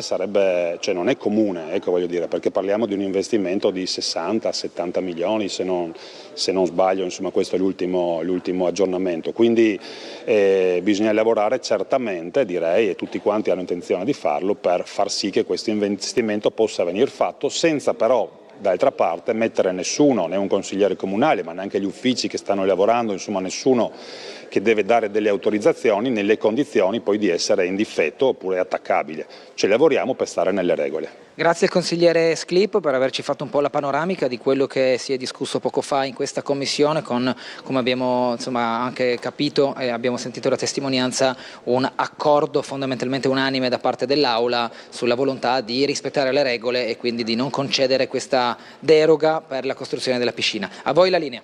Grazie Bernardo Gulotta, ci abbiamo verso la conclusione. Discutiamo ancora di un argomento che molto spesso abbiamo fatto anche con l'altro ospite, che molto spesso torna quando si parla di Unione Europea, ed è la questione migranti. Sì, la questione migranti, bisogna registrare un dato. Noi come Italia siamo ovviamente per dove siamo geograficamente, sia dal Mediterraneo ma anche attraverso rotta balcanica, siamo un punto nevralgico per le migrazioni, per l'arrivo delle migrazioni. Ora, e ci lamentiamo, il governo si lamenta, o si lamentava, perché adesso che sono al governo sono molto felici e pensano di aver risolto il problema, si lamentavano del fatto che l'Europa non ci aiuta, l'Europa non fa. Registro che il Parlamento europeo e la Commissione europea hanno una legge pronta per l'equa distribuzione dei migranti in Europa. Non quindi che vadano tutti nello stessi 2-3 paesi, ma che vengano distribuiti equamente, e che questa proposta viene bloccata proprio dagli Stati membri nel Consiglio, proprio dagli Stati membri vuol dire proprio dal nostro governo, di conseguenza non solo, ma anche da altri governi tipo quello dell'Ungheria di Orban, che è un alleato della nostra prima ministra. Di conseguenza non possiamo dire che l'Europa non fa niente, l'Europa ha pronto qualcosa che gli Stati, i governi stanno bloccando, e allora sblocchiamola questa situazione per poter risolvere e poter ridistribuire le migrazioni nel modo in cui funziona per tutti e non solo per uno o due paesi. Abbiamo una telefonata, se chi telefona è rapido riusciamo anche a rispondere. Buongiorno.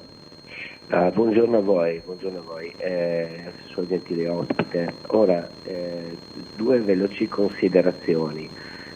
In primis, quello che si sente dire quando si parla di armonizzazione fiscale e amministrativo-burocratica in Europa, ritengo che sarà un esercizio assolutamente complesso, in primis per lo Stato italiano, visto che è proprio dall'impostazione fiscale che è molto elevata rispetto a qualsiasi paese europeo, per poter armonizzarla e quindi abbassare la pressione fiscale per renderla poi uniforme rispetto a quelle europee, non so dove andrà a reperire poi quanto necessario per andare a sostenere il debito pubblico, che è uno dei più elevati a livello europeo. Chiedo scusa, dobbiamo sfumare perché siamo in chiusura. Io chiedo scusa al telespettatore, che è molto gentile, però dovete per forza essere sintetici, se no ci ribalta tutto quanto l'asse delle trasmissioni. Grazie in ogni caso, grazie a Federica Sabatti, candidata per Azione in circoscrizione Nord-Est, buon lavoro e grazie ancora. Grazie. Ci vediamo con Sveglia Trieste domani alle 7, a più tardi, arrivederci.